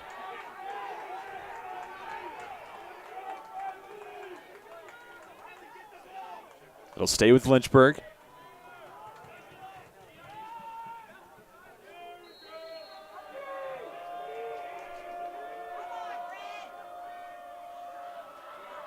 Rogers, with his back towards the net, gets the shot off and beats Garzone.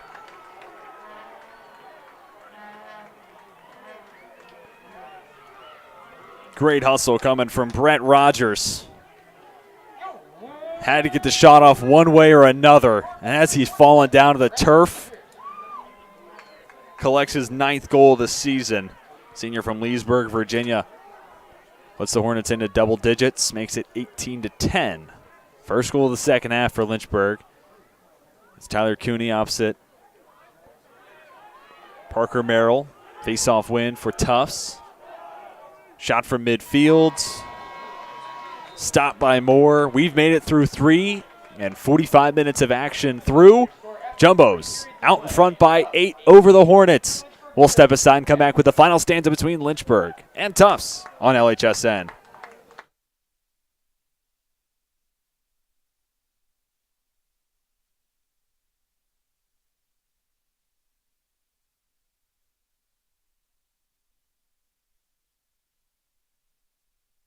The biggest thing that I've taken from Westover is probably my interactions with faculty. I started working with Dr. Fryer. He's always available for help, and he makes sure that I get to do the experiments and not just be there while he does them. I didn't want to limit myself when I came here to just taking the prereqs for med school. I wanted to get a full, well-rounded education, and I definitely found that in the Westover program. It's given me the opportunity to keep playing soccer at a competitive level, but also it's given me the ability to be a student and to pursue other activities such as EMS.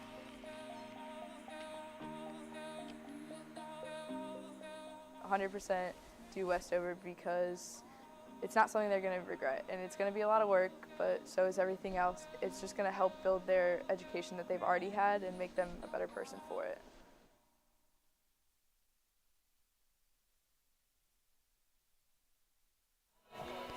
15 minutes to play between number 3 Tufts and number 7 Lynchburg. Coming to you on Schellenberger Field and on LHSN. It's DJ Wingert here with you through all the action. Jumbos ride a big third quarter. Out to the 8-goal difference, 7-1. Advantage Tufts in the third set of 15. And that finds the Jumbos a sizable lead, and it forces Lynchburg to play a lot of catch-up. It's where Lynchburg was after halftime against CNU, trailed 10-3 at the break. Won the third and the fourth, but ultimately did fall short to CNU, 17-13. We saw a miraculous comeback earlier today with Lynchburg baseball. Men's lacrosse program looking to do the same.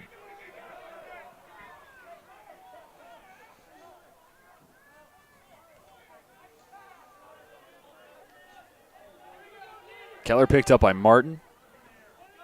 Backpedals. Now has Cole Nestor in front of him.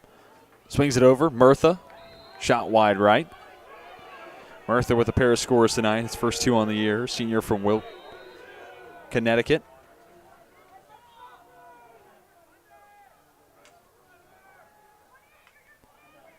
Pass goes to Bradle. Bradle kicks it out. Sultan spins left. Misses wide left. Talking about Bradle. Game high, 6 goals tonight. Also has an assist. Bradle, make it 7 scores tonight. Bradle does it again. He's been living behind the net. The second he gets a step on his defender, he's taken advantage of every window he's gotten. Get the screen assist to Duke Alf. Shot up and over the shoulder of Patrick Moore.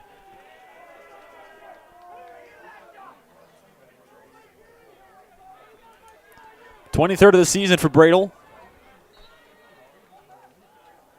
Face-off win and a ground ball picked up by Merrill. Merrill will take the shot. Short hop Moore. Send into the Lynchburg sky. Possession stays with Tufts. Pass intended for Boyd, and it looked like He corralled it. Seemingly mistimed it. As it goes across the far sideline, it's back with Lynchburg. Catching up on some of the stats to where we are at this point in the contest. Shot advantage for Tufts has grown to 51-29. It's a 22 shot difference. It's 30 shots on goal for the Jumbos to 16 for the Hornets. Pass intended for Boyden. This time it's airmailed.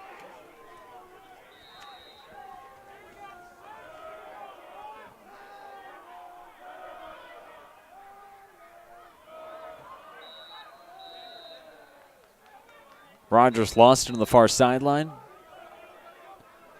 Tufts brings it across midfield, now into the attacking third. They find Bradle as he's trying to make the pass. Has it taken away. Turnover created by Zingo. No time to spare for Lynchburg, trailing by 9.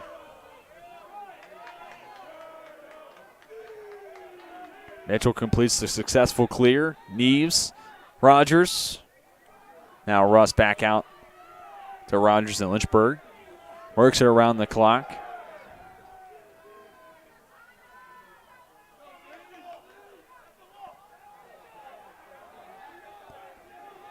Lewis behind the net. Defended by Sturm.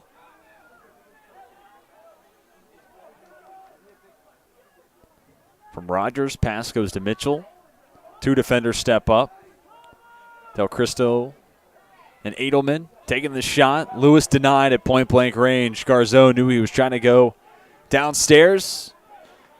Sophomore corrals his 6th save on the evening.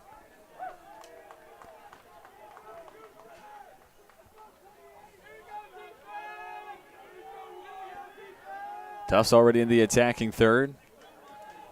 Keller.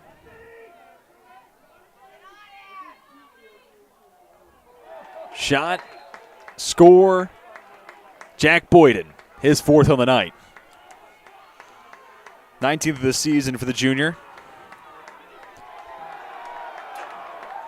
And the call on the field confirmed. Patrick Moore pleads his case, but it falls onto deaf ears. Tufts ahead 20-10, less than 12 to play. Nice pass from Keller. And Boyden takes care of finishing the rest of the way.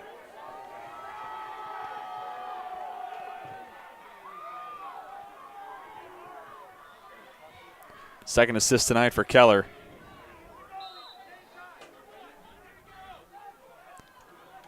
He's got his fingerprint all over today's game, not only in the scoring column, but also with the assists and just how often we've called out his name. Someone controlling, especially early in possession, setting up in the formation. You look at this Tufts offense, that's the main takeaway for me tonight. The Jumbos get rolling on that side of the field.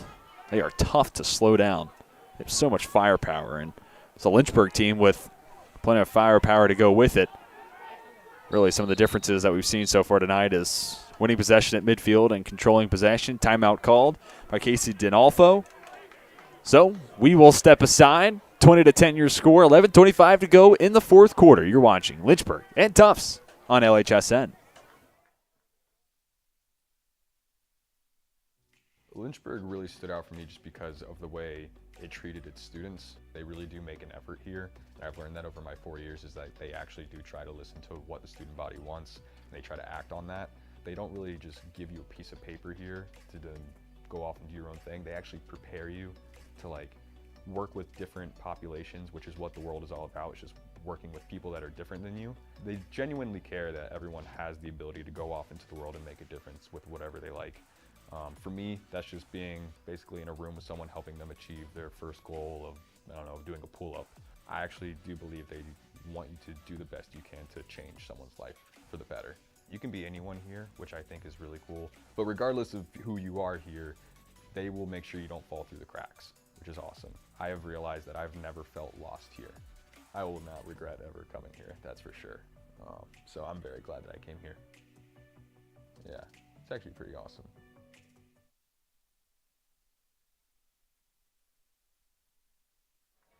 Still a solid crowd on hand, including Nikki Santora, the women's lacrosse team, and younger sister to men's lacrosse alum CJ Santora.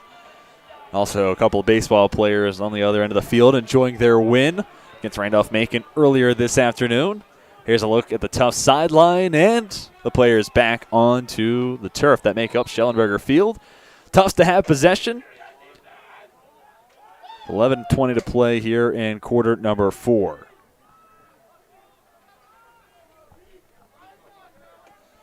Jumbos have been dominant, especially on the offensive end. And on the final note before we went to that timeout, controlling possession. The face-off wins category has started to grow more and more as the nights progress. Nice save for Patrick Moore, but 19 face-off wins for Tufts, 12 for Lynchburg. And also you look at successful clears. Lynchburg now 19 of 28, Tufts 24 of 26. So the Hornets, with fewer face-off wins, naturally you're kind of playing for behind in regards to possession, and then those failed clears come very, very costly, especially in a game like this where, quote Coach Kadelka, national games like this come down to 5 plays, and you're a Lynchburg fan. Pick out a couple of key plays throughout this contest, maybe at the very end of the first quarter, then at the start of the third, have them break another way, and we'll be looking at a very different lacrosse game. Riley Schmidt, Ian McCarthy, who scored earlier tonight. McCarthy over to Rust. Rust picked up by Matthew Lane. Now back with Schmidt. Finds Lewis behind the net. Now out. Cooling leaves it wide left. Trying to sneak it underneath the stick of Garzone. 35 seconds left on the shot clock.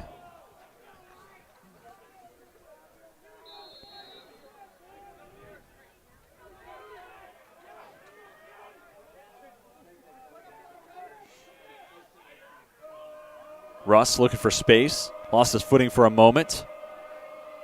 Picked up by Eimer. Shot. Save for Garzone. Kenny trying to get it back. Unable to do so. Instead, ground ball picked up by Swank. Pass ahead for Timmons. Zingo couldn't gather it for Lynchburg, and that's a costly, or near costly, missed opportunity for the Hornets. Lynchburg gets a stop regardless. Trying to skip the shot up and over Garzone. Lewis let it fly, tried to do something different.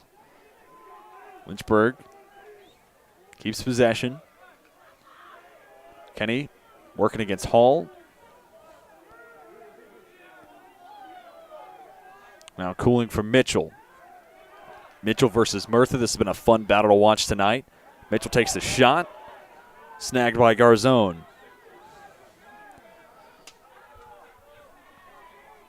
Sophomore was just tabbed USILA Team of the Week.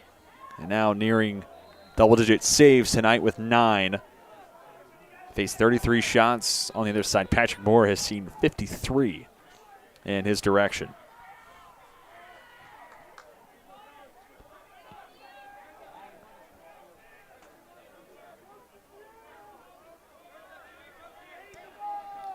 Garrick Kurtz for Bradle. Bradle got away from Rodegast. Patrick Moore. Couple of point-blank stops against Mac Bradle. Those are few and far between. Flags thrown. Call will go against Tufts. Headed to the sideline appears the guilty party's Cam Del Cristo. Clock stops, 8:06 to play. Del Cristo into the penalty box. It's a 30-second push assessed to Del Cristo. Lynchburg's 1 for 3 on man-up opportunities tonight. Trailing by 10, you need a score here.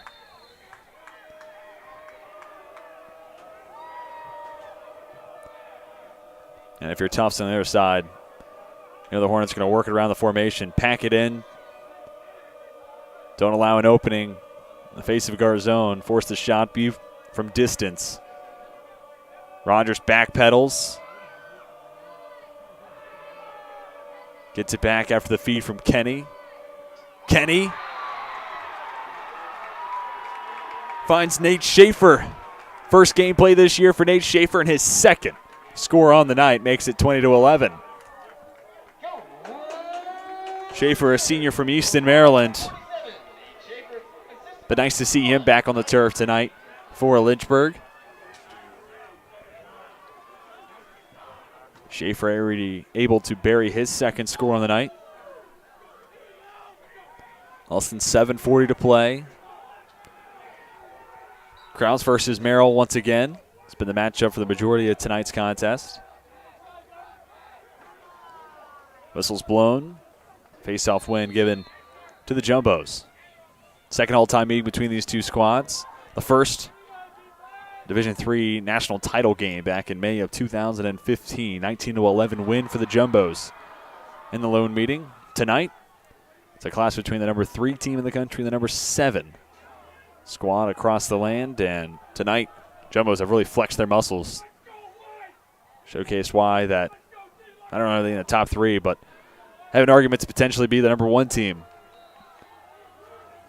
This is a Lynchburg team that's now playing a plethora of ranked opponents, including Cabrini, playing Salisbury at Salisbury, Denison, CNU both this weekend, setting up tonight's battle with Tufts.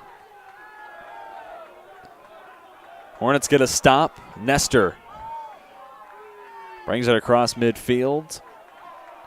Talk about the upcoming schedule for Lynchburg. Next Saturday, road contest at Virginia Wesleyan, followed up by home battle on April 2nd against Washington and Lee. That'll be here on LHSN. Hope to have you with us.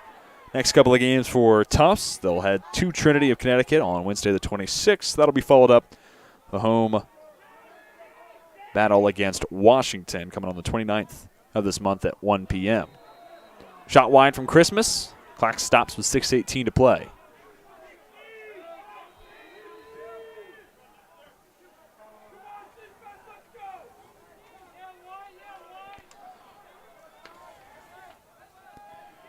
Brought out by Rosario.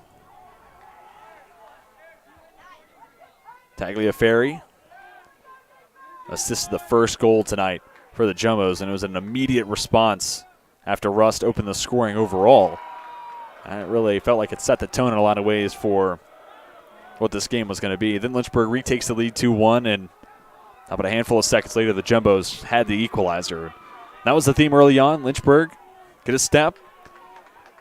Tufts would get it right back, and then by the tail end of that first quarter, the Jumbos created a little bit of separation. Lynchburg continued to make it interesting, especially by the end of the second quarter, but that third quarter has proven to be a huge turning point in this game. Third set of 15 goes advantage Tufts 7-1 in that quarter. Look at that as a huge part of the 9-goal lead for the Jumbos. Spin from Lewis. Shot up over the top post. Pass goes to Kenny. His shot deflected. Then picked up by Matthew Lane. From one long stick mid to another, now flung forward by Hall. He has Timmons. Timmons lets it fly. Shot off the mark. And that leads to a timeout called by Coach Kadelka. 4:42 to play. Then we reach our final verdict. Tufts out in front, 20-11 over Lynchburg here on LHSN.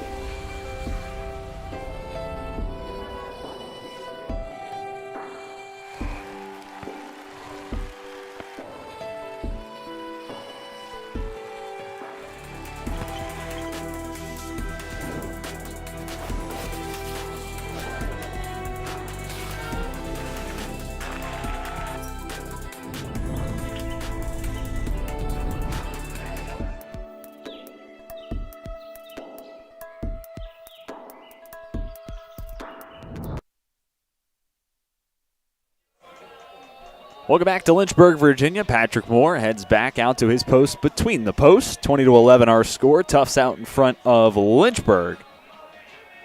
Just under 5 minutes left until the conclusion.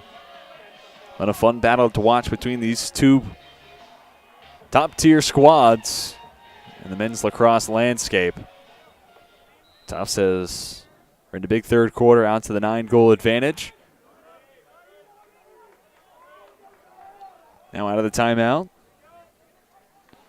Nice spin behind the net. Max Eddinghausen. Sees the possession coming to a close for the Jumbos. Lynchburg looking for the successful clear and have it. Josiah Martin into the attacking third. Weaves to his right. Loses control. Picked up.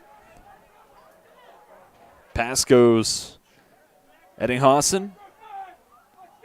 The cutter. Couldn't handle the pass. That was Lane McCarty. Loose ball ultimately gathered by Robinson. Grant Voigt will take this shot. It's deflected. Goes off the stick of Edelman. Picked up by Garzone.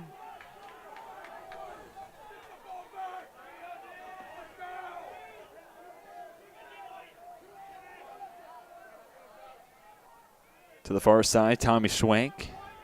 Hat trick tonight. Boyden. Correction. Jack Pimentel.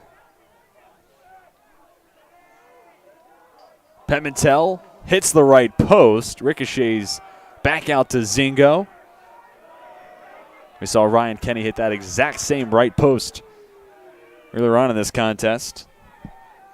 The orange post will soon turn black and blue at this rate. A little more than 3 to play. It's Griffin Coolin looking for help. Has it in the form of Grant Voigt.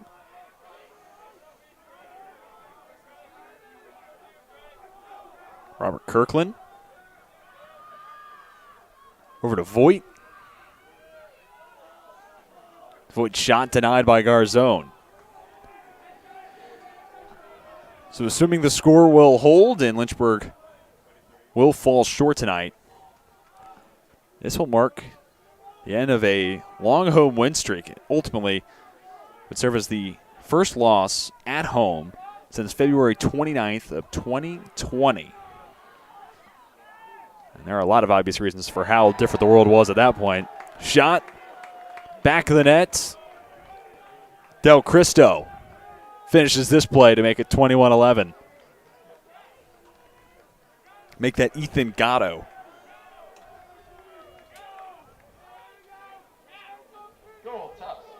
First of the night for the freshman from Roslyn, New York, his second on the season.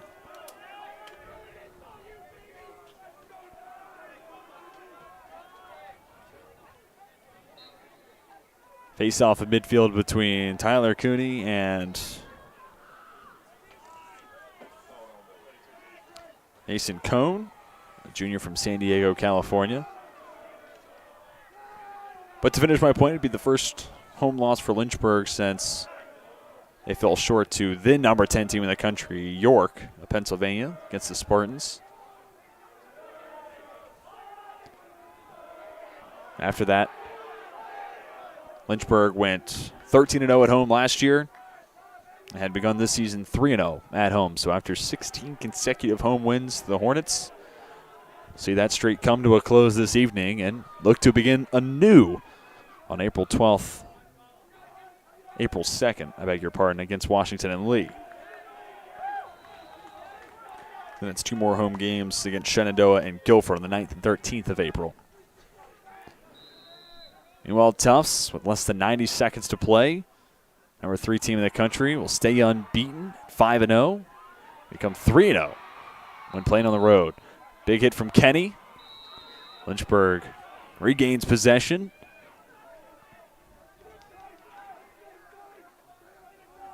And shot clock with more time than the game clock. A little bit more sense of urgency than this was Tufts, obviously. So we'll see if the Hornets look to put one more on.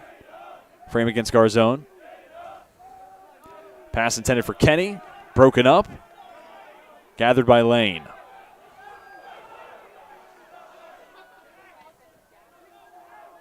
Lane. Pass goes over to Swank. Takes the shot.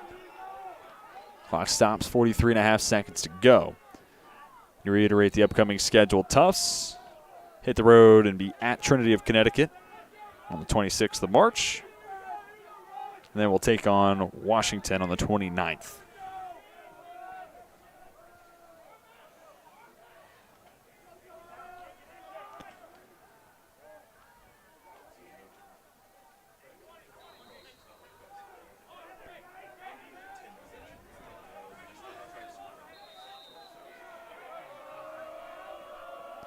Less than 20 seconds left to play. The upcoming schedule for Lynchburg at Virginia Wesleyan on the 26th of March.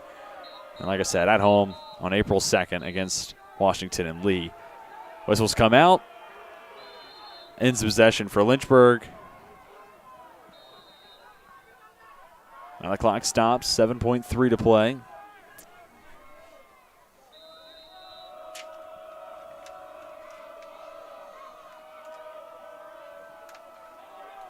And now this game has reached its final verdict. Official, 21-11, Tufts stays unbeaten on the season, and Lynchburg suffers their first home loss since February of 2020. Some final thoughts. First for the Jumbos, and well, they lived up to the billing as the number 3 squad in the country, especially in the offensive side. A firepower they have, headlined by Mac Bradle, but paired up with Taggart Eimer, Jack Boyden, Camden Keller. This Tufts offense can carry them to very big places throughout the rest of the season, and I'll be keeping a close eye on this Jumbo squad, especially against ranked opponents down the rest of the schedule. Lynchburg, obviously if you're a Hornets fan, this is a tough one to swallow. National stage, tough competition. This highlighted that Lynchburg team has room to grow and improve. I think the big difference tonight, passing and how crisp one side was compared to the other. Tufts was able to move in transition, couple passes, cover the length of the field, and it was clicking. There was just far fewer miscues on the offensive side than compared to what Lynchburg was having to battle. And some of those unforced errors, you could even feel the frustration from the sideline from players and coaches alike. But that being said, it is similar to the loss against Salisbury, where Lynchburg, you have a feeling, knows where they can get better. And coming out of the loss against the Seagulls, that was exactly what I heard from a lot of players and coaches. They knew where they can get better. And we'll see through the rest of this week what the focus is for Lynchburg. That's going to do it for us at Schellenberger Field. Once again, final score, 21-11. Tufts takes down Lynchburg.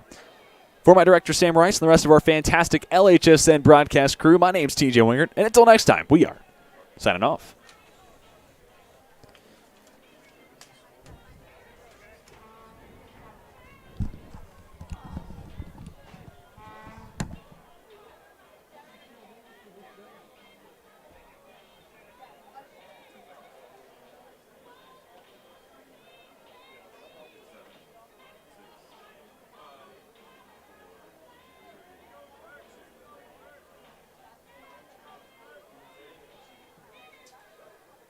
Not for that. That's not really something I'll oversee, but I think